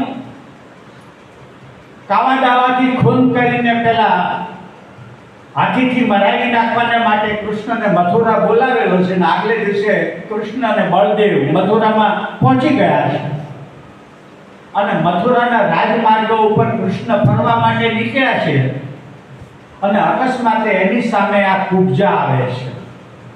આ કુબ્જા એટલે કંસને ચંદન માલિશ કરવા વાળી એક મહિલા. અને આ જે કુબ્જા છે એ કૃષ્ણથી આકર્ષાઈ અને કૃષ્ણ પાસે આવે છે અને કૃષ્ણે પોતાનો જમણો પગ કુબ્જાના પગ ઉપર મૂક્યો અને ડાબા હાથની આંગળીથી લઈ અને કુબ્જાની દાઢીને ઊંચી કરી. આ જે કુબ્જા ત્રિવક્રા હતી એ ત્રિવક્રાને કૃષ્ણે સીધી કરી. આવી ભાગવત પુરાણની કથા. ઇતિહાસ છે કે નહીં એની સાથે મારે કંઈ લેવા દેવા નથી. આ મહાત્મા ગાંધી સેવાગ્રામમાં વર્ધાની અંદર પરિબળભાઈ પરશુરામ નામના શાસ્ત્રી, સંસ્કૃતના પ્રકાંડ પંડિત, અને એને કુષ્ઠરોગ લાગુ પડ્યો, રક્તપિત્તનો રોગ લાગુ પડ્યો. અને આ વાત તમને હું કરું છું 1925-26 ની આસપાસની. એ સમયે આ રોગના સંદર્ભમાં જનતામાં જબરજસ્ત અંધશ્રદ્ધા પોષાયેલી હતી. ઘરના માણસો પણ આ રક્તપિત્તના દર્દીને પોતાના ઘરમાં રાખવા તૈયાર નહીં. આ ઘરથી ત્યજાયેલા પરશુરામ શાસ્ત્રી વર્ધામાં સેવાગ્રામના દરવાજે આવીને ઊભા રહે છે. ભૂતકાળમાં પરશુરામ શાસ્ત્રી સાબરમતી આશ્રમમાં થોડોક નિવાસ કરી ગયા છે અને આ પરશુરામ શાસ્ત્રીને આશાનું છેલ્લું કિરણ છે કે ભલે મને મારા ઘરે ત્યજી દીધો પણ ગાંધી મને નહીં દે. અને ગાંધીને દરવાજેથી કીધું કે ગાંધીને બોલાવો કે પરશુરામ શાસ્ત્રી આવ્યા છે. ગાંધીને મેસેજ મળ્યો. ગાંધી સ્વયંમાં પરશુરામ શાસ્ત્રીને લેવા આવે છે. ગાંધીને ખબર નથી કે આ રક્તપિત્તનો દર્દી છે. જોયું તો ગાંધી કરુણાથી ભીના થયા. ગાંધીજી જે ઝૂંપડીમાં રહેતા હતા એ બાજુની ઝૂંપડીમાં આ પરશુરામ શાસ્ત્રીને રાખ્યા અને ગાંધી જે કંઈ નેચરોપેથી જાણતા હતા તે નેચરોપેથીથી આ પરશુરામ શાસ્ત્રીને સાજા કરવા માટેનો પ્રામાણિક પ્રયાસ કર્યો. આ વ્યક્તિત્વ કેટલું વિરાટ છે એનું હું તમને ઉદાહરણ આપું છું. ગોળમેજી પરિષદ થવાની યોજના તૈયારી હતી અને એ વખતે આપણા ભારતના બે હેડક્વાર્ટર હતા, ઉનાળામાં દિલ્હી અને શિયાળામાં સિમલા. મહાત્મા ગાંધીને આ ગોળમેજી પરિષદમાં, પહેલી ગોળમેજી પરિષદમાં તો ગાંધી હાજર રહ્યા નહોતા, પણ તેમ છતાં એનો ભારતીય તરફથી મુસદ્દો તૈયાર કરવાને માટે ગાંધીને બોલાવેલા અને ગાંધી વર્ધાથી સિમલા જાય છે. ગાંધીની સાથે એમના બીજા 3-4 અંતેવાસીઓ પણ છે, સિમલા જાય છે. વાઇસરોય સાથે ચર્ચા થાય છે અને ચર્ચામાં એક આટી પડી, જે આટીને ઉકેલવાની ક્ષમતા વાઇસરોય પાસે નહોતી. એટલે વાઇસરોયે કીધું કે આ વાતની સ્પષ્ટતા મારે લંડનથી મગાવવી પડશે અને એ જમાનામાં આજના સમયમાં જેટલો સંદેશાવ્યવહાર સ્પીડી છે એટલો સ્પીડી નહોતો, એટલે અઠવાડિયાની મુદત નાખી. હવે અઠવાડિયા પછી આપણે ભેગા થશું. મહાત્મા ગાંધી અને સાથે આવેલા માણસોને કહે છે કે ચાલો આપણે પોટલા બાંધો, વર્તા જવું છે. હવે એની સાથે આવેલા જે અંતેવાસીઓ હતા એ કઈ ગાંધીની કક્ષાના તો નહોતા. પહેલી વખત સિમલા ગયેલા હતા અને સિમલા રહેવાનીને જોવાની પહેલી વહેલી તક મળી હતી. એમાં એક મારા જેવો અંતેવાસી હતો, એને ગાંધીની આગળ દલીલ કરી કે બાપુ 2 દિવસ જવાના થશે, 2 દિવસ આવવાના થશે, તો 2 દિવસ માટે વર્ધા જવું એના કરતાં આપણે અઠવાડિયું રોકાઈ જઈએ તો શું વાંધો છે? આ મહાત્મા ગાંધીનો જવાબ છે. મહાત્મા ગાંધી કહે છે પરશુરામ શાસ્ત્રીને મારે માલિશ કરવાનો છે. જે વાઇસરોયને જેટલું મહત્વ આપે છે એટલું જ મહત્વ એક કુષ્ઠ રોગીને એટલું જ મહત્વ આપે છે. મિત્રો, ગીતા યોગની વ્યાખ્યા આપે છે, સમત્વમ યોગ ઉચ્યતે. સમતા એ યોગ છે જેની દ્રષ્ટિમાં કાશ્મીરથી કન્યાકુમારી, દ્વારકાથી જગન્નાથપુરી સુધીનો સમગ્ર દેશ એના કાબુમાં છે. એ વાઇસરોયને જેટલું મહત્વ આપે છે એટલું જ મહત્વ રક્તપિત્તના દર્દીને મહાત્મા ગાંધી આપે. મિત્રો, આ મહાત્મા ગાંધી છે. મિત્રો, બહુ લાંબી વાત કરવા જેવી નહીં, પણ હું છેલ્લા 3 મુદ્દા તમને કહું. કૃષ્ણ 8 પટરાણીઓ હતી. એમાંની એક પટરાણીનું નામ જાંબવતી હતું અને જાંબવતીના કુખેથી એક પુત્ર પ્રાપ્ત થયેલું. તે પુત્રનું નામ હતું સાંબ. કોઈ એવું માનવાનું કારણ નથી હું આટલો મહાન તો મારી વારસદાર આટલો વટેવાળ કેમ? કૃષ્ણનો વારસદાર સાંબ પણ એકદમ નિમ્ન કક્ષાનો સગર્ભા સ્ત્રીનો વેશ ધારણ કરીને ઋષિની સામે ઊભો રહે છે કે બાપજી તમે અમને કહો કે છોકરો જન્મ છે કે છોકરી? આ સાંબ હતો, કૃષ્ણનો છોકરો હતો. મહાત્મા ગાંધીને હરિલાલ નામનો પુત્ર હતો. દિનકરરાય જોશી એક અદ્ભુત નવલકથા આપણને આપી છે, પ્રકાશનો પડછાયો. આ હરિલાલને નાયક બનાવ્યો છે અને આ નવલકથા લખી છે. તદ્દન ગાંધીથી ભિન્ન દ્રષ્ટિનો. આ હરિલાલ ગાંધીને ક્યારે સમજી શક્યા નથી અને હરિલાલના મનની અંદર સતત ગાંધીને માટે પૂર્વગ્રહ બંધાયો કે મારા પિતા મને અન્યાય કરે છે, મારા પિતા મને અન્યાય કરે છે. અને આનુષંગિક 2-4 ઘટનાઓ એવી બને છે કે જે ઘટનામાં ગાંધીજી હરિલાલને અન્યાય કરતા હોય એવું લાગે છે. સૌથી પહેલી ઘટના તો એ હતી કે જ્યારે હરિલાલના લગ્ન થયા ત્યારે ગાંધીજી આફ્રિકાથી હરિલાલના લગ્ન કરવા માટે રાજકોટ આવી શક્યા નહોતા. મોટા ભાઈને ગાંધીજીએ કહી દીધું કે ભાઈ હરિલાલના લગ્ન છે અને હું અહીં સત્યાગ્રહના આંદોલનમાં રોકાયેલો છું, તમે મારા મોટા ભાઈ છો, હું આવું કે ના આવું શું ફેર પડશે? મારા વતી તમે હરિલાલના લગ્ન કરાવી આપો. આ હરિલાલને પસંદ નહોતું. જ્યારે અમે ઇંગ્લેન્ડ ભણવા જવાની વાત આવી કે બાપુજી મારે ભણવું છે, મને ઇંગ્લેન્ડ ભણવા માટે મોકલો, અને ગાંધીજી પાસે તો એ પૈસા હતા નહીં. મહેતા નામના એક સજ્જને પૈસા આપેલા હતા અને ગાંધીજીએ પોતાના પુત્રની પસંદગી ન કરતા એક બીજા વ્યક્તિની પસંદગી કરી અને હરિલાલ ગાંધીને લંડન ભણવા ન મોકલતા એ માણસને બદલો આની પૂર્વગ્રહ વધારે ને વધારે મજબૂત થયો. જેમ કૃષ્ણને શામ નામનો પુત્ર હતો એમ મહાત્મા ગાંધીને પણ હરિલાલ નામનો પુત્ર હતો.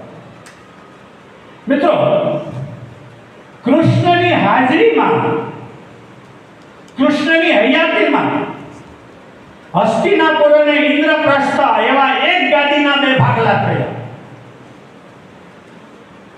મહાત્મા ગાંધીની હાજરીમાં ભારત અને પાકિસ્તાનના બે ભાગલા થયા. સ્વયં કૃષ્ણ ઈચ્છતા નહોતા હસ્તિનાપુર અને ઇન્દ્રપ્રસ્થની ગાદીના બે ભાગલા થાય, અને છતાં ભાગલા થયા એ વાસ્તવિકતા છે. મહાત્મા ગાંધી ઈચ્છતા નહોતા કે ભારત દેશના બે ભાગલા થાય, પણ તેમ છતાં ભારત દેશના બે ભાગલા થયા એ ગાંધીજીએ કમ અને પણ સ્વીકારવું પડ્યું. આ ઇતિહાસ મિત્રો બહુ લાંબો છે. આજે વોટ્સએપ યુનિવર્સિટીમાં તૈયાર થયેલા વિદ્વાનો જે કાદવ ઉડાડી રહ્યા છે ને એને ઇતિહાસનો ઈ ખબર નથી. આ ભારતના જે ભાગલા થયા એમાં જવા દે, એ વિશે થોડોક દેશનો ઊંડા જતો રહીશ ને મારે સમય બીજો આપવાનો છે. મિત્રો,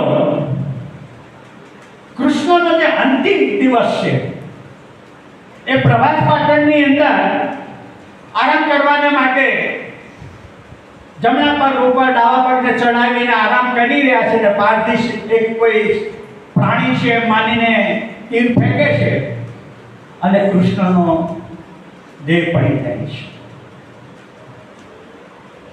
મહાત્મા ગાંધી પ્રાર્થનામાં જાય છે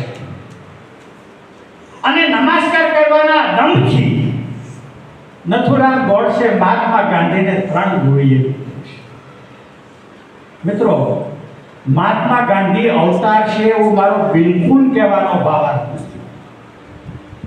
શ્રી કૃષ્ણ એ નિર્ગુણ અને નિરાકાર શક્તિનું સગુણ અને સાકાર સ્વરૂપ છે, અને મહાત્મા ગાંધી એ સગુણ અને સાકાર સ્વરૂપમાંથી નિર્ગુણ અને નિરાકારમાં વિલીન થવાની અભિપ્સા છે તો મહાજીવ છે.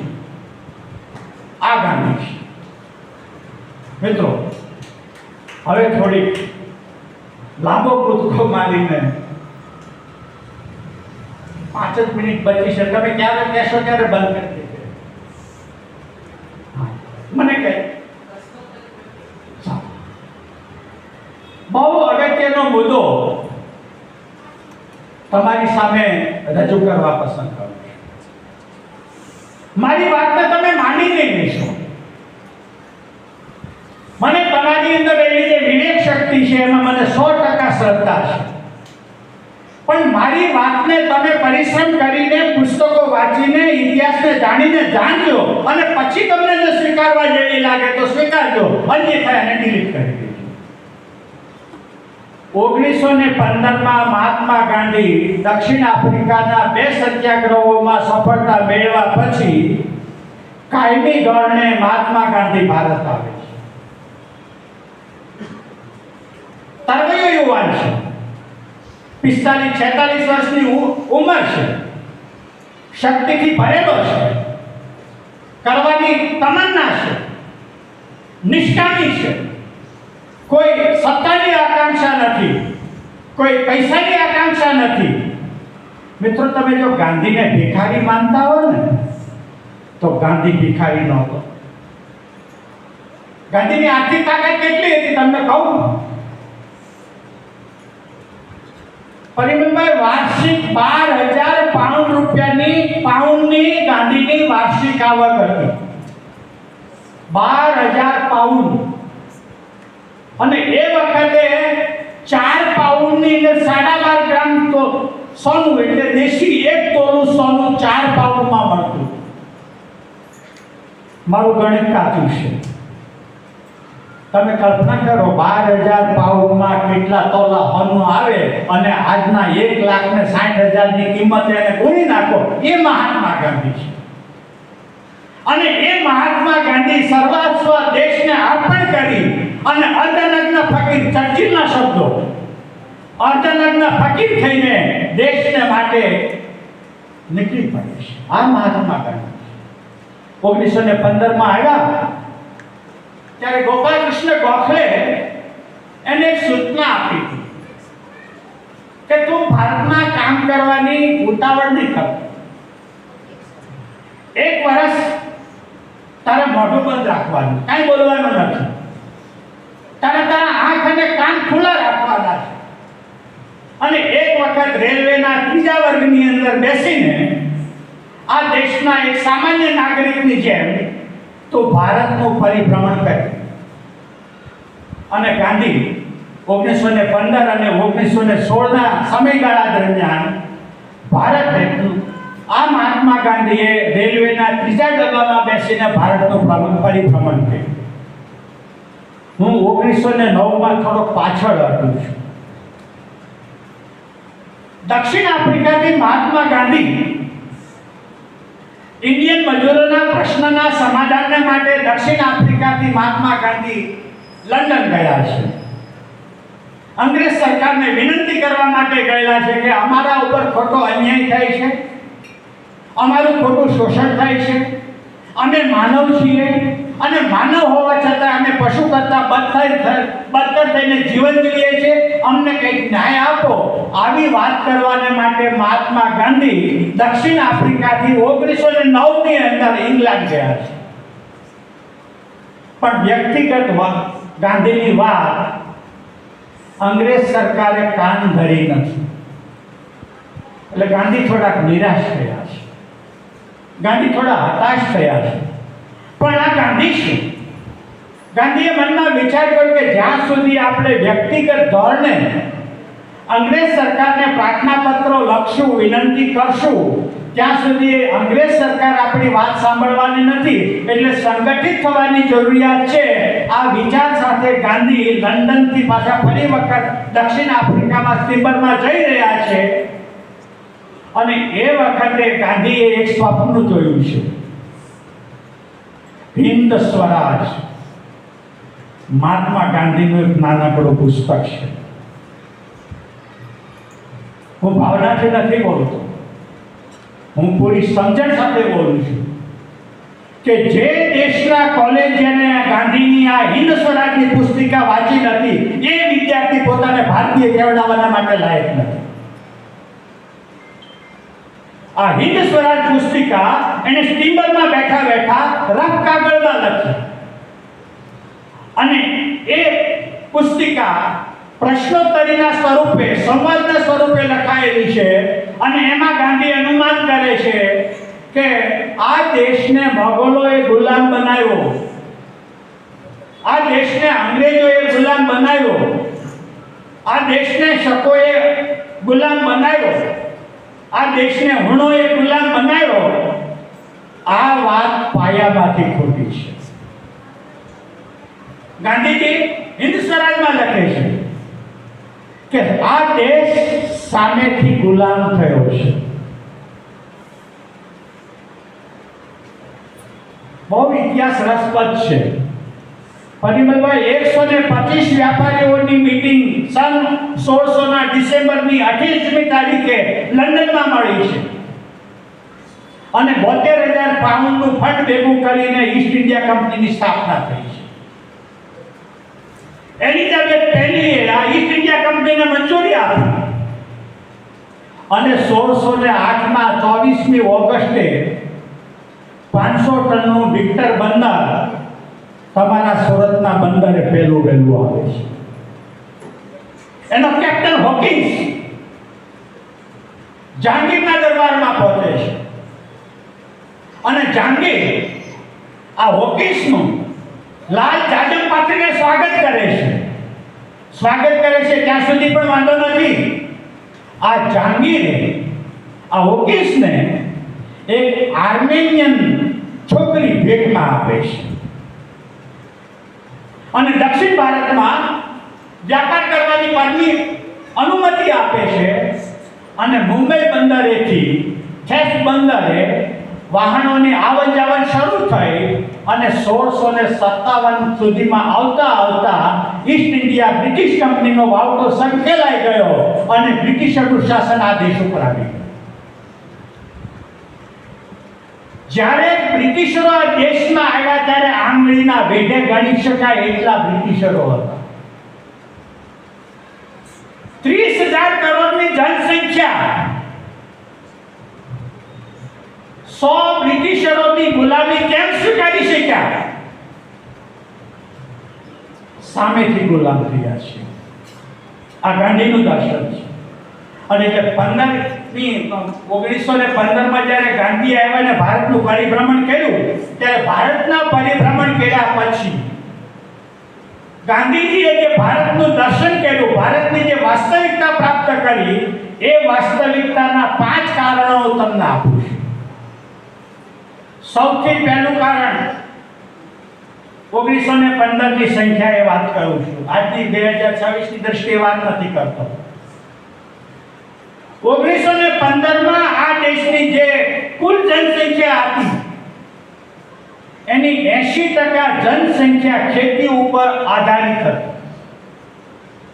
આ દેશમાં 1915માં 80% લોકો ખેતી ધંધો કરતા હતા. મિત્રો, થોડોક ચચરે એવો પ્રશ્ન પૂછું છું. આ 80% ખેડૂતોની સામાજિક જીવનમાં શું મહત્વ? આ 80% ખેડૂતોનું રાજકીય જીવનમાં શું મહત્વ? આ 80% ખેડૂતોનું સાહિત્યિક જગતમાં શું મહત્વ? જે 80% જનતાને જે દેશ ઇગ્નોર કરતો હોય, ગાંધી પ્રશ્ન પૂછે છે પોતાની જાતને કે જે દેશ 80% જનતાને ઇગ્નોર કરતો હોય એ દેશ પરાધીન ન થાય તો થાય શું? બીજું ગાંધીનું પરાધીન, દેશનું પરાધીન થવાનું પહેલું લક્ષણ. બીજું લક્ષણ, આજે 2026ની અંદર આપણે આ સભામાં ભેગા થયા છીએ. આપણે આપણી જાતને આધુનિક અને શિક્ષિત કહેવડાવીએ છીએ, પણ આજના સમયે પણ સ્ત્રી અને પુરુષની વચ્ચે આપણે માનસિક સમાનતા પ્રસ્થાપિત કરી શક્યા છીએ ખરા? 1915માં મહાત્મા ગાંધી કહે છે કે કુલ જનસંખ્યાનો 50% મહિલા તો ખરી કે નહીં, કારણ કે આ બેલેન્સ તો પ્રકૃતિ જાળવે છે, એમાં આપણે કંઈ કરી શકતા નથી. તો આ 50% જે મહિલાઓ છે એ તો કાં તો પડદામાં પુરાયેલી છે, લાજમાં કેદ થયેલી છે, અને કાં તો રસોડામાં કેદ થયેલી છે. જે દેશની 100% મહિલાઓ રસોડામાં કેદ થયેલી હોય એ દેશ ગુલામ ન થાય તો થાય શું? મહાત્મા ગાંધીનું વિઝન. મિત્રો, મહાત્મા ગાંધી તો સમગ્ર માણસ છે, કોઈ આંશિક માણસ નથી. એ તો આજે આપણે ભાગલા પાડીને દેશની જનતાને ભાગલાની દ્રષ્ટિએ જોઈએ છીએ, પણ ગાંધીને વિચારને સમજવા માટે આ શબ્દનો પ્રયોગ કરવો છે. આજે જેને આપણે એસટી કહીએ છીએ, એસસી કહીએ છીએ, ઓબીસી કહીએ છીએ, એ કુલ જનસંખ્યાનો લગભગ 65% ભાગ છે. અમારા સૌરાષ્ટ્રમાં એને વસવાયા તરીકે ઓળખાતા. આ 65% જે જનતા છે એનો દેશમાં અવાજ ક્યાં? જો આ 65% જનતાને દેશ સાંભળવા તૈયાર ન હોય તો દેશ ગુલામ ન થાય તો બીજું થાય છે. ચોથું કારણ, મને સમજવામાં મહેરબાની કરીને ગેરસમજ નહીં કરતા. આ દેશમાં કેટલા ધર્મો અને એના પેટા ધર્મો અને એના પ્રપેટા ધર્મો, લગભગ 300 ફિરકાઓ આ દેશમાં કામ કરી રહ્યા છે. કડવું સત્ય કહું તમને, આ 300 ફિરકાની વિરુદ્ધમાં એક ફિરકાની વિરુદ્ધમાં 299 ફિરકાઓ લડે છે. પ્રત્યેક એક ધર્મની વિરુદ્ધમાં બાકીના ધર્મો લડે છે. મહેરબાની કરીને હું ઉદાહરણ આપું, આપણે ગુજરાતના માણસો છીએ એટલે હું ઉદાહરણ આપું છું, નેગેટિવથી નહીં લેતા. 250 વર્ષ પહેલા સ્વામિનારાયણ સંપ્રદાયની ગુજરાતમાં સ્થાપના થઈ. આજે એની કેટલી બ્રાન્ચો? હું એની નેગેટિવ પોઝિટિવની વાત નથી કરતો, હું માત્રના ભાગલાની વાત કરું છું. જે સંપ્રદાય 250 વર્ષ પહેલા અસ્તિત્વમાં આવેલો છે એ સંપ્રદાયના આજથી 12 કરતા વધારે ફાટાઓ અસ્તિત્વમાં, અને પ્રત્યેક ફાટાઓની વચ્ચે ઠંડુ યુદ્ધ સતત ચાલે. હિન્દુઓ વિરુદ્ધ મુસ્લિમો, શૈવો વિરુદ્ધ વૈષ્ણવો, ખ્રિસ્તીઓ વિરુદ્ધ મુસ્લિમો, મુસ્લિમો વિરુદ્ધ ખ્રિસ્તીઓ. આ 300 ફાટાઓને પરિણામે વાસ્તવિક ધર્મ તો જોડે છે, પણ આભાસી ધર્મ માણસને તોડે છે. આ આભાસી ધર્મને પરિણામે દેશની શક્તિનો સરવાળો અને ગુણાકાર થવાને બદલે દેશની શક્તિની બાદબાકી અને ભાગાકાર થાય છે, અને આ દેશની શક્તિની બાદબાકી અને ભાગાકાર થાય છે એને પરિણામે દેશ પરાધીન છે. પાંચમું કારણ શિક્ષણ. આપણી શિક્ષણ નીતિ આજની તારીખમાં હું 2026 સાલની વાત કરું છું. એક ગાંધીજન લોક ભારતી સંસ્થાના પાયાના ફાઉન્ડર કહી શકાય તે મનુભાઈ પંચોલી. મનુભાઈ પંચોલીનું એક વાક્ય છે, શિક્ષિત કોણ, ભણેલો કોણ? મનુભાઈ પંચોલી એમ કહે છે, જે અસત્યની સામે શિંગડા ભરાવે એ ભણેલો, અને જે અસત્યની સેનાપતિ સ્વીકારી લે ભણેલો હોવા છે અભણ. જે દેશનો શિક્ષિત યુવાન પેટના ખાડા ઉપરથી ઉપર ના આવી શકે અને માનવતાનો વિચાર ના કરી શકતો હોય તો એ દેશ પરાધીન ન થાય તો બીજું થાય. 1915 પછી મહાત્મા ગાંધીએ માત્ર અંગ્રેજોને ભગાડવાનું કામ નથી કર્યું. મહાત્મા ગાંધીએ આ દેશને ઘડવાનું કામ કર્યું છે. અને તેથી 1917માં મહાત્મા ગાંધીએ પહેલો ખેડૂત સત્યાગ્રહ ચંપારણમાં કર્યો. રાજકુમાર શુક્લા ચંપારણના મહાત્મા ગાંધીને પ્રાર્થના કરે છે કે પ્રભુ, અમારા ઉપર અંગ્રેજ સરકાર અન્યાય કરે છે, અમારી હાથ નીચે જે જમીન છે એમાંથી 30% જમીનમાં અમારે ફરજિયાત ગળીની ખેતી કરવી પડે છે, અને એ જે ભાવ આપે તે ભાવે અમારે ગળી વેચી નાખવી પડે છે અને અમારું શોષણ થાય છે. જે 80% જનતાનો કોઈ અવાજ નહોતો એને નોસર બોલતા જો કોઈ શીખ્યું હોય તો મહાત્મા ગાંધીએ શીખ્યું છે. આ પહેલો સત્યાગ્રહ એવો છે કે ખેડૂતોને બિનકાયદેસર રીતે અંગ્રેજ સરકારે જે રકમ લીધી હતી એ રકમમાંથી 25% રકમ અંગ્રેજ સરકારની પાસેથી અંગ્રેજ શાસનમાં ગાંધીએ પાછી અપાવી. આ મહાત્મા ગાંધી છે.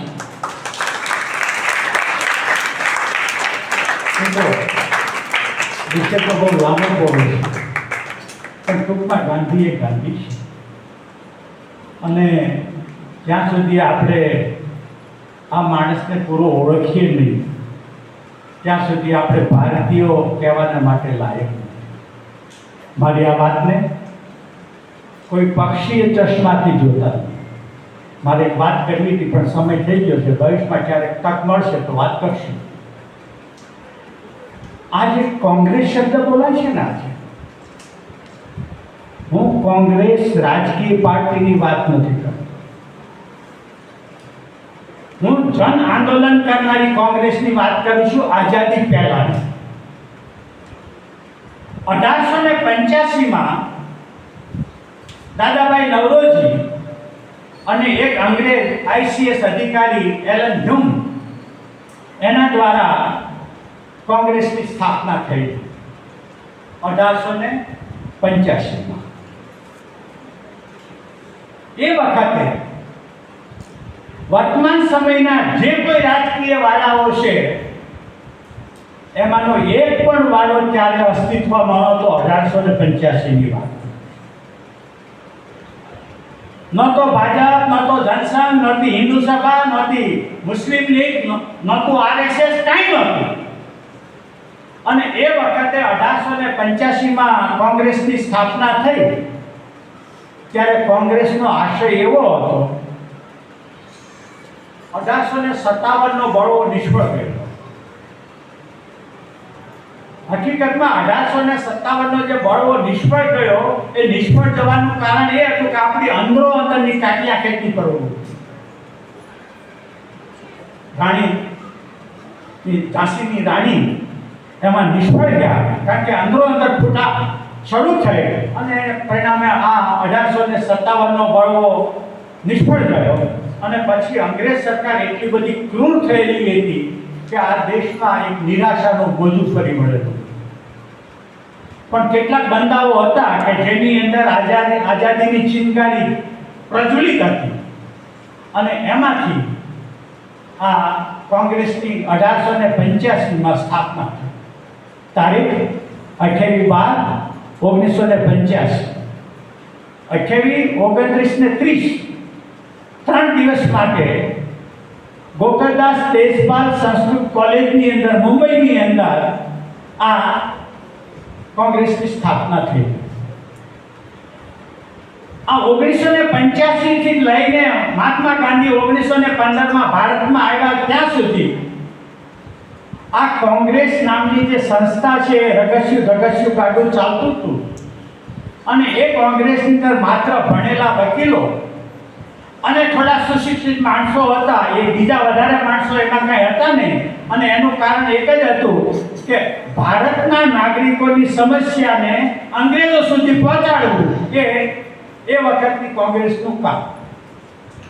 1915માં જ્યારે ગાંધી ભારત આવ્યા ત્યારે આ કોંગ્રેસને જનવાદી કોંગ્રેસ બનાવી, લોકોની કોંગ્રેસ બનાવી. અને પરિણામે 1947ની 15મી ઓગસ્ટ આવી ત્યારે આ દેશને રાજકીય આઝાદી મળી. અને એ જે રાજકીય આઝાદી મળી એ કેવળ માત્ર મહાત્મા ગાંધીને આધારે મળી છે એવું મારો કોઈ કહેવાનો ભાવ નથી. પણ જો ગાંધીએ સત્યાગ્રહનું શસ્ત્ર ન આપ્યું હોત તો આ દેશ આઝાદ થવાનો નહોતો. ગોપાલકૃષ્ણ ગોખલે 1905માં કહેલું હતું કે તમે બંદૂકની ગોળીથી અંગ્રેજોને દૂર નહીં કરી શકો, ચારિત્રવાન કાર્યકરો દ્વારા તમે અંગ્રેજોને દૂર કરી શકશો. મહાત્મા ગાંધીએ 1915 થી માંડીને 30મી જાન્યુઆરી 1948 સુધી ચારિત્રવાન કાર્યકરોને નિર્માણ કરી અને સેંકડો વર્ષની જે પરાધીનતા હતી. મિત્રો, આ દેશની આજે જે કઈ સમસ્યા છે તે માત્ર આજની સમસ્યા નથી. અંધશ્રદ્ધા, સડી ગયેલી સમાજ વ્યવસ્થા, ઉચ્ચ નીચના ભેદભાવો, અંદરો અંદરની જ્ઞાતિની ખેંચતા, હું મોટો અને તું નાનો, આ માનસિક હલકટતા, આ બધાને પરિણામે દેશ પીડાયો છે. અને એમાંથી સમાન હક અને સમાન ભાગીદારી અને સમાન ન્યાયવાળી લોકશાહીના દરવાજે ભારતને લાવનારો મહાપુરુષ મહાત્મા ગાંધી. મિત્રો, ઘણું બોલ્યો છું, મારી કોઈ વાતને તમે માનતા નહીં. હું કોઈને કંઠી બાંધવા નથી આવ્યો કે ગાંધીનો પ્રચાર કરવા પણ નથી આવ્યો. પણ આ દેશનો યુવાન સાચી રીતે યુવાન બને, આ દેશનો યુવાન ગાંધીને જાણે, આ દેશનો યુવાન ભારતની આઝાદીના ઇતિહાસને જાણે અને એ ઇતિહાસને આધારે વર્તમાન ભારતનું મૂલ્યાંકન કરતો થાય કે આમાં સાચું શું છે અને ખોટું શું છે એનો વિવેક કરે, આંધળું ગાડર ન બને, વિવેકશીલ નાગરિક બને. આવા આશયથી મેં તમારી સામે મહાત્મા ગાંધીની વાત કરી છે. આટલા શાંતિથી તમે મને સાંભળો. આ ત્રણેય સંસ્થાએ મને આમંત્રણ આપ્યું એ બદલ ત્રણેય સંસ્થાનો અને તમે મને શાંતિથી સાંભળ્યો એ બદલ તમારા બધાનો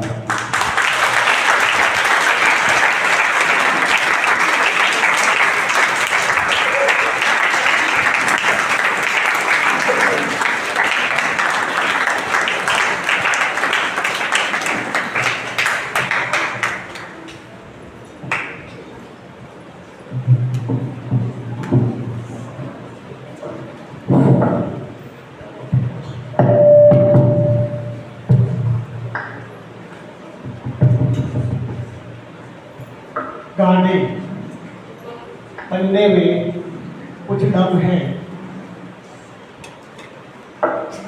गांधी विषय अनेक फटफटांतरो છે ટુંડે ટુંડે મટી વિના માથાએ માથાએ મગજ જુડા કોઈએ કહ્યું ને માની લીધું પોતે કેટલું વાંચ્યું કેટલું અનુભવ્યું એ આત્મનિરીક્ષણ કરીએ અને પછી કોઈના વિશે તાર્કિક નિર્ણયો ઉપર આવીએ તો ઘણું સારું એમ કહીએ તો ચાલે. તો આજના આ વક્તવ્યમાં અંગે એમાંથી કોઈ તમારા મનમાં પ્રશ્નો ઉપસ્થિત થતા હોય તો પ્રશ્ન પૂછી શકે છે.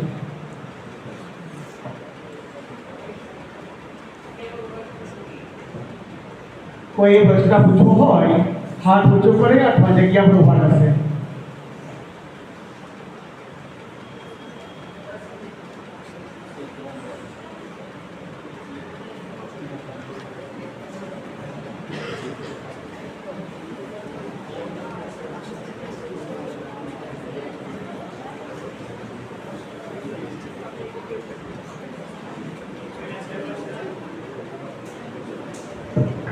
પ્રશ્ન છે ભાઈ?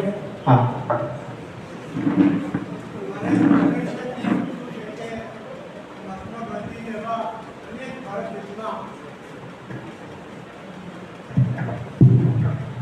મારે આપશ્રીને પૂછવું છે કે મહાત્મા ગાંધી જેવા અનેક વિભૂતિઓ આ દેશમાં થઈ ગઈ અને ભવ્ય ઐતિહાસિક વારસો આપણે જેને કહીએ સંસ્કૃતિની દ્રષ્ટિએ આપણે બહુ પુરાણોથી આપણે જોઈએ તો પ્રાચીન ભારતથી લઈને આજ સુધી અને આવો અદ્ભુત જ્યારે આપણને એક મુઠ્ઠી જેવા માનવીઓ મળ્યા હોય અને આપણે એ રીતે પ્રેરણા મળ્યું હોય તો પછી 1948માં એ ગુજરી ગયા કે 47માં દેશ આઝાદ થયો પછી તો આપણી પાસે બધું સત્તા આવી ત્યાર પછી કેમ સદંતર એકદમ જ આપણને બધા મૂલ્યો સિદ્ધાંતો નિષ્ઠા પ્રમાણિકતા બધા એકદમ નાશ થતો હોય એકદમ પરિભક્ત હોય નીચે જતું હોય સતત દિન પ્રતિદિન ઉત્તર બધે બનતું જતું હોય આવું થવાનું કારણ શું?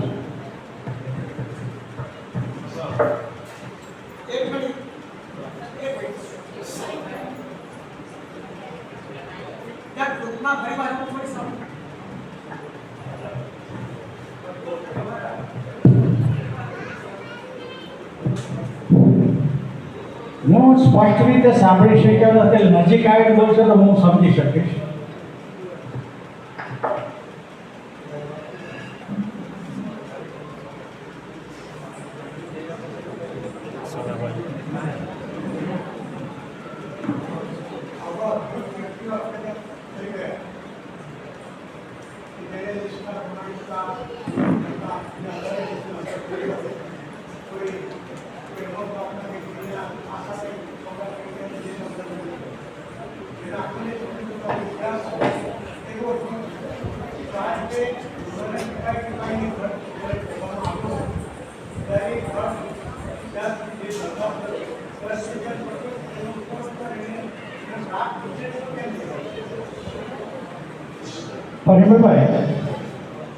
પરિમલભાઈનો જે પ્રશ્ન છે તે પ્રશ્ન આવો છે કે ભારતના ઇતિહાસમાં આવા અદ્ભુત મહાપુરુષો છે તો પછી અત્યારે આ માનવતાનો જે ગ્રાફ છે એ સતત ને સતત ઉપર જવાના બદલે નીચે કેમ જાય છે?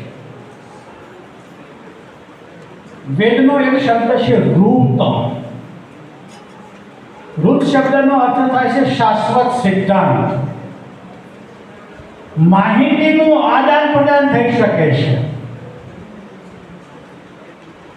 હું તમને ગાંધીજીના જીવનના ચરિત્રની વાત શબ્દોના માધ્યમથી તમારા સુધી પહોંચાડી શકું છું, પણ ગાંધીનો સ્વયંનો જે અનુભવ છે એ અનુભવને હું મારા શબ્દોથી તમારા સુધી ન પહોંચાડી શકું. ગાંધીને વાંચીને ગાંધીની અનુભૂતિને પણ હું અનુભવી ન શકું.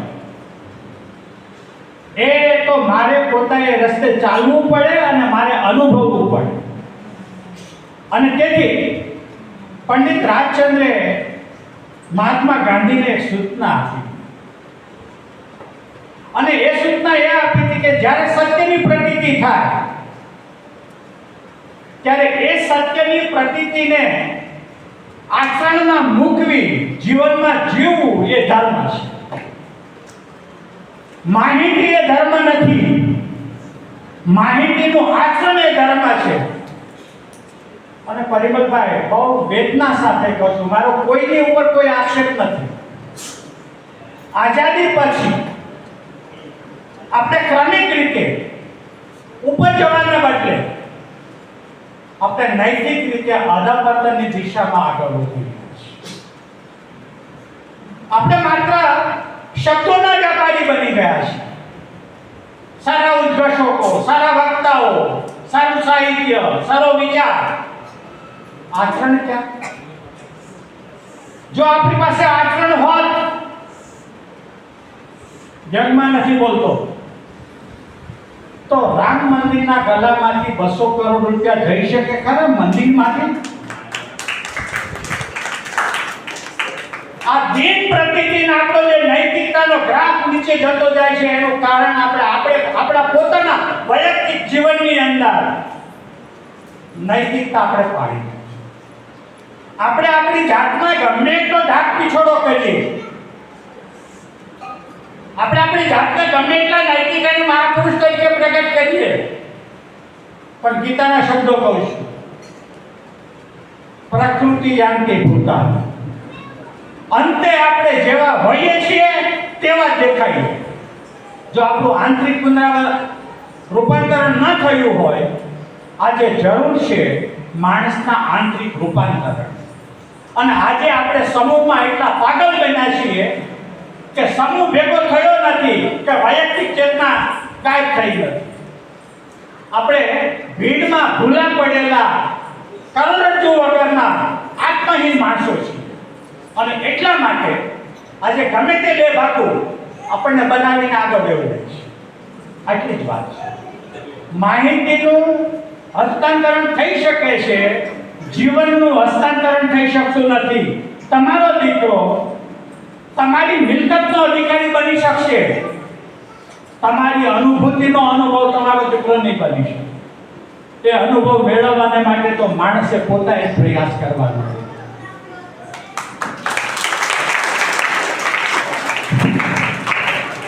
એક જીજેભાઈ આરડી 6689 નંબરની જેની ગાડી હોય ને એ જ્યાં મૂકી છે નથી હટાવી દે. 6689 જીજેભાઈ આરડી 6689. હવે આગળ પ્રશ્ન હોય એ આગળ પ્રશ્ન કરે.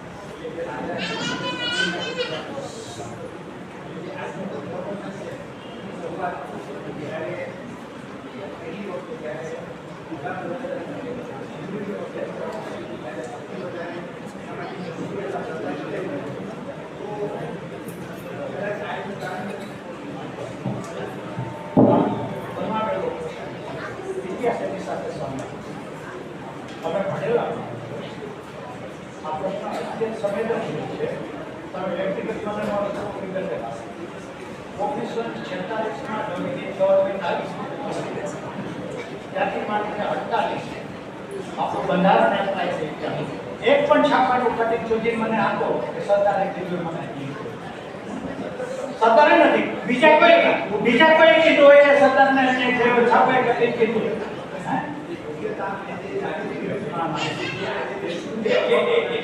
આ બનાવટી પ્રશ્નો આપણા મગજમાં કામ કરી રહ્યા છે. હકીકતમાં ગાંધી જે તે દ્રષ્ટા હતા. તમને ખ્યાલ છે અમરપુર માટીમાં જ્યારે સરદાર પટેલને કેદ કરવામાં આવ્યા હતા અને ધમના ધરતી હતા અને એ વખતે મૂર્છિત થયેલા હતા.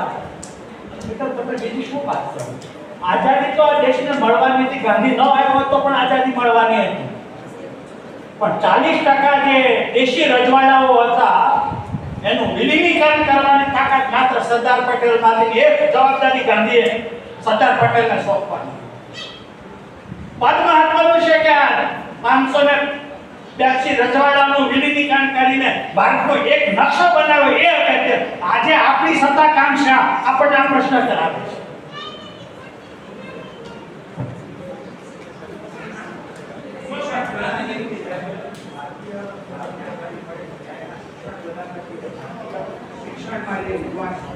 એવા વ્યક્તિની પસંદગી થવી જોઈએ ત્યારે એ વ્યક્તિ તરીકે જ્યારે મૌલાના અબુલ કલામ આઝાદની પસંદગી થઈ છે. મૌલાના આઝાદ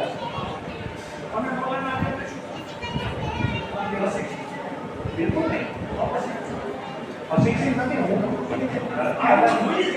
મૌલાના આઝાદે શિક્ષણ સાથે સંકળાયેલું મારે એની સાથે કોઈ ઘોષણ તો કાઢો બધા સિવાય કે આપણા હાથમાં આજે આપણા જગતની અંદર કેટલા બધા બટાકા મપાઈ રહ્યા છે એને પરિણામે આ નથી આ મુદ્દેઓના પાત્ર 48માં સરકાર પછી તો બાળ વખત બધાએ મત આપીને ને ચૂક્યા. પછી તો ગાંધીજીએ ચૂક્યા નથી. પ્રજાએ પણ કર્યું કે ચૂક્યા નથી.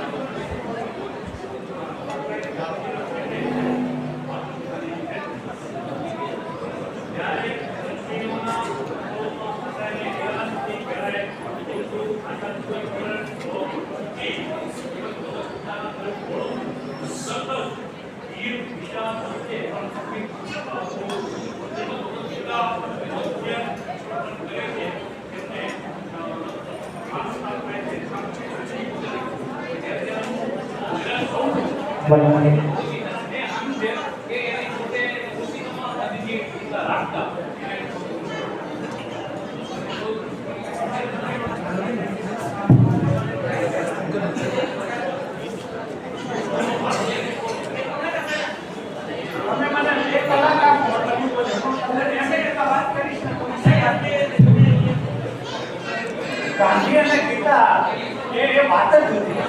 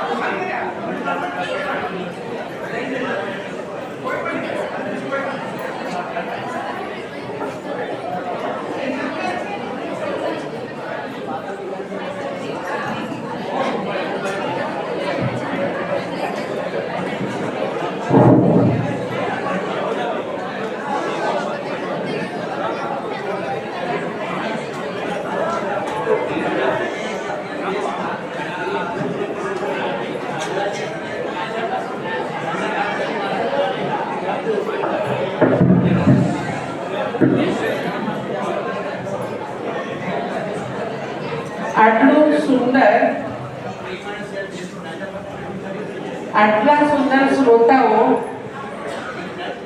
અને કાળા માથાવાળા અત્યાર સુધી જોયા નથી.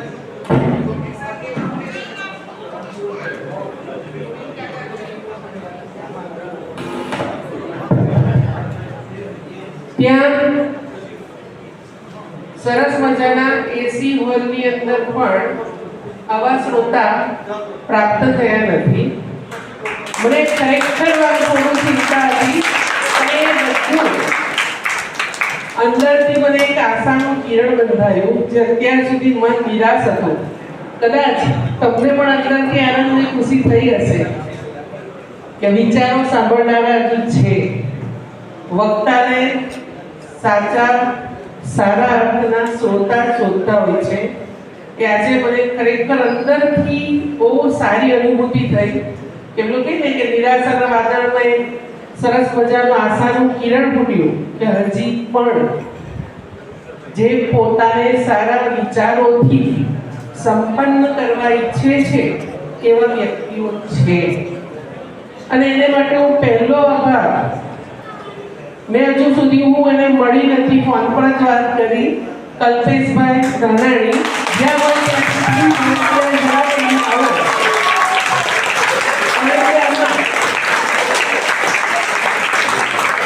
મારું કોઈ સંકલ્પ નથી.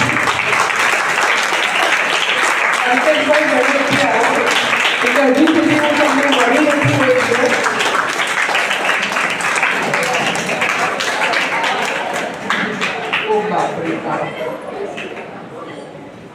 અવ્યક્ત શરીર એટલે કે અવ્યક્ત નથી વ્યક્તિ, છતાં આટલું સુંદર કાર્ય કરી શકે છે, કરાવી શકે છે. કારણ કે સામે બેઠેલા બધા શ્રોતાઓ એમના દ્વારા જ મોકલાયેલા છે. અને પહેલી વાર પરિવારભાઈ દર વખતે જમવાનું રાખતા હતા આવેલા 2 મણકામાં. આ વખતે કલ્પેશભાઈ, મેં પરિમલભાઈની પણ એવી ઈચ્છા નહીં હતી, મારી પણ એવી ઈચ્છા નથી કે આપણે કંઈક જમવાની આશાથી પબ્લિક આવે એ વૃત્તિ બદલીને જોઈએ. તો આ અનુભવ પણ અમારો ઘણો સારો રહ્યો કે આજે કોઈ જમવા માટે આવેલા વ્યક્તિ નથી, ખાલી વિચારો સુંદર વિચારો મળશે અને એને વાગોળશે, એને ધારણ કરશે. એ જીવન ઉપયોગી ભાથો લઈને જનારો વર્ગ હજુ છે ખરો. એટલે આટલું દૂર આવવાનો પણ આનંદ છે. ઘણા અમારા જે પાર અડાજણ કે ભટાર કે અઠવાલાઈસ કે આવનારા વર્ગને જોયું કે આ ખૂણામાં પણ પ્રયત્નો ઘણા કર્યા જગ્યા મેળવવા માટેના. કંઈક ને કંઈક આવતી હતી આગળ. પછી અમારી પોતાની સંસ્થા હતી અને અમને હા પાડી અને મળી ગયું. આપણે ખાલી પ્રેમ, પાથરણું અને પ્રકાશ એટલું જ જોઈતું હતું અને એ મળી ગયું. તો આપણે ધન્યવાદ માટે અહીંના જે ટ્રસ્ટી છે શ્રીમાન હર્ષદભાઈ રાજ્યગુરુ, પીપી સવાણી વિદ્યા સંકલન સરખુદ, એમનો હું આભાર માનું છું કે એમને મેં ફોન પર વાત કરી અને હા પાડી. પ્રમુખ શ્રીમાન વલ્લભભાઈ સવાણી, આચાર્ય શ્રીમાન ડોક્ટર સંજય ગોહિલ અને અહીંયા ઓમ કરીને એક છોકરો છે ગઈકાલથી મારી સાથે દોડતો હતો.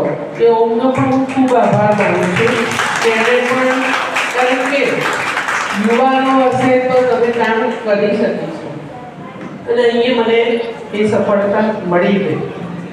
વારંવાર મળતા રહીશું કારણ કે આ જ્ઞાનનું અમૃત જ્યાં સુધી જીવે છે ત્યાં સુધી આપણે એ અમૃતને વહેંચીએ, માણીએ અને વિચારીએ.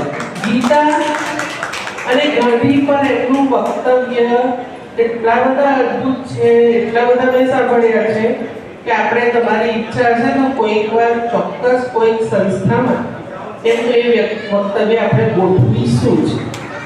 શ્રોતા હોય તો વક્તા તો રેડી જ છે. સુરતમાં આવશે એટલે આપણે તેને ગોઠવી દઈશું. એ ખરેખર સાંભળવા જેવું એ વક્તવ્ય એમનું ખરેખર સાંભળવા જેવું છે. તમે એટલા પ્રેમથી, મને દુઃખ એ છે કે ઘણા નીચે બિલકુલ આસન વગરમાં બેઠા છે, એ અમારી અવ્યવસ્થા છે. પણ મને અંદરથી હતું નહીં કે આટલા બધા આવશે, એટલું મંદિર અવ્યવસ્થા હોય છે. પણ બહુ પ્રેમથી આવ્યા, પ્રેમથી સાંભળ્યું અને બહાર તમને પુસ્તક પ્રસાદ પરિમલભાઈના મૈત્રી ટ્રસ્ટ તરફથી ટેબલ પર છે. જેણે એ પુસ્તક આગળ મણકા 2 ની અંદર પણ એ પુસ્તકો આપ્યા હતા. આ વખતે પણ છે. તો જેણે નથી લીધા એ જ્યારે એની પેલા દરવાજેથી આપણે જઈએ બહાર તો એ પુસ્તક પ્રસાદ લઈને જઈશું. વારંવાર આ સારા વિચારોને વાગોળતા રહીશું, મનની ગાંઠોને ઓગાળતા રહીશું. મનમાં જે ખોટી ગાંઠો છે એને સારા વિચારોથી જો દૂર કરીશું તો જ જીવન વિકાસ થશે. યુવાનો માટે મારે સતત કામ કરવું છે, કરતા રહીશું. તમારો સાથ હશે તો બધું જ થશે. ફરી ફરીને દરેક શ્રોતાનો ધન્યવાદ. જો તમે નહીં હોય બીજું કંઈ થઈ નહીં શકે. વારંવાર મળતા રહીએ. ધન્યવાદ, ધન્યવાદ, ધન્યવાદ.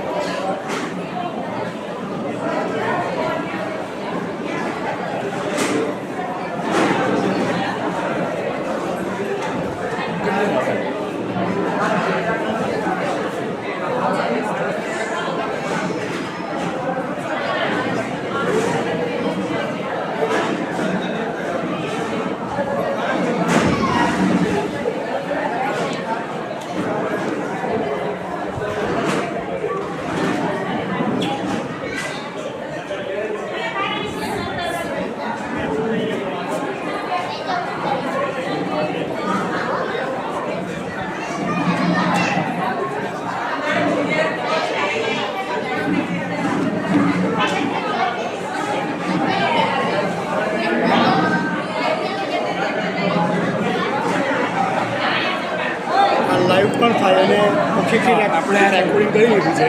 હવે કોમ્પ્યુટર પર લઈને પછી યુટ્યુબ પર આપણે કરી અપલોડ કરી લિંક બનાવી દઈશું. આપણે લાઈવ જોવા નહીં મળે ને? હમણાં લાઈવ આવ્યું તમને લિંક મોકલેલી. અચ્છા હા, મિસિસે મોકલેલી. મારું આ ચાલતું હતું ને એટલે મેં એને મોકલી આપેલી. એટલે એને તમને ગયા વખતે મોકલેલી હતી તમને. અરે તમે હવે આનું આ લીધું ને, હવે રેકોર્ડિંગ લીધું ને, એટલે આપણું આ કામ હવે કોમ્પ્યુટર પર લઈ લઈશું ને પાછી આપણું જે યુટ્યુબનું આઈડી છે તેમાં મૂકી દઈશું અને પેનડ્રાઈવમાં રાખીશું. એટલે આપણી પાસે કાયમ માટે સ્ટોર રહે આગળ. રાખવા જેવા છે. હા ત્રણે જ આપણા જે પ્રવચનો કર્યા તે બધા હા હા છે બંને છે, છે. બંને બી થઈ ગયા અને આ ત્રીજું પણ આપણું બરાબર. બંને યુટ્યુબ પર છે ને, આ ત્રીજું હવે યુટ્યુબ પર ચડી જશે. યુટ્યુબ પર બી મૂકી દઈએ ને આપણી પાસે હાર્ડ ડિસ્ક છે એમાં બી મૂકી દઈશું.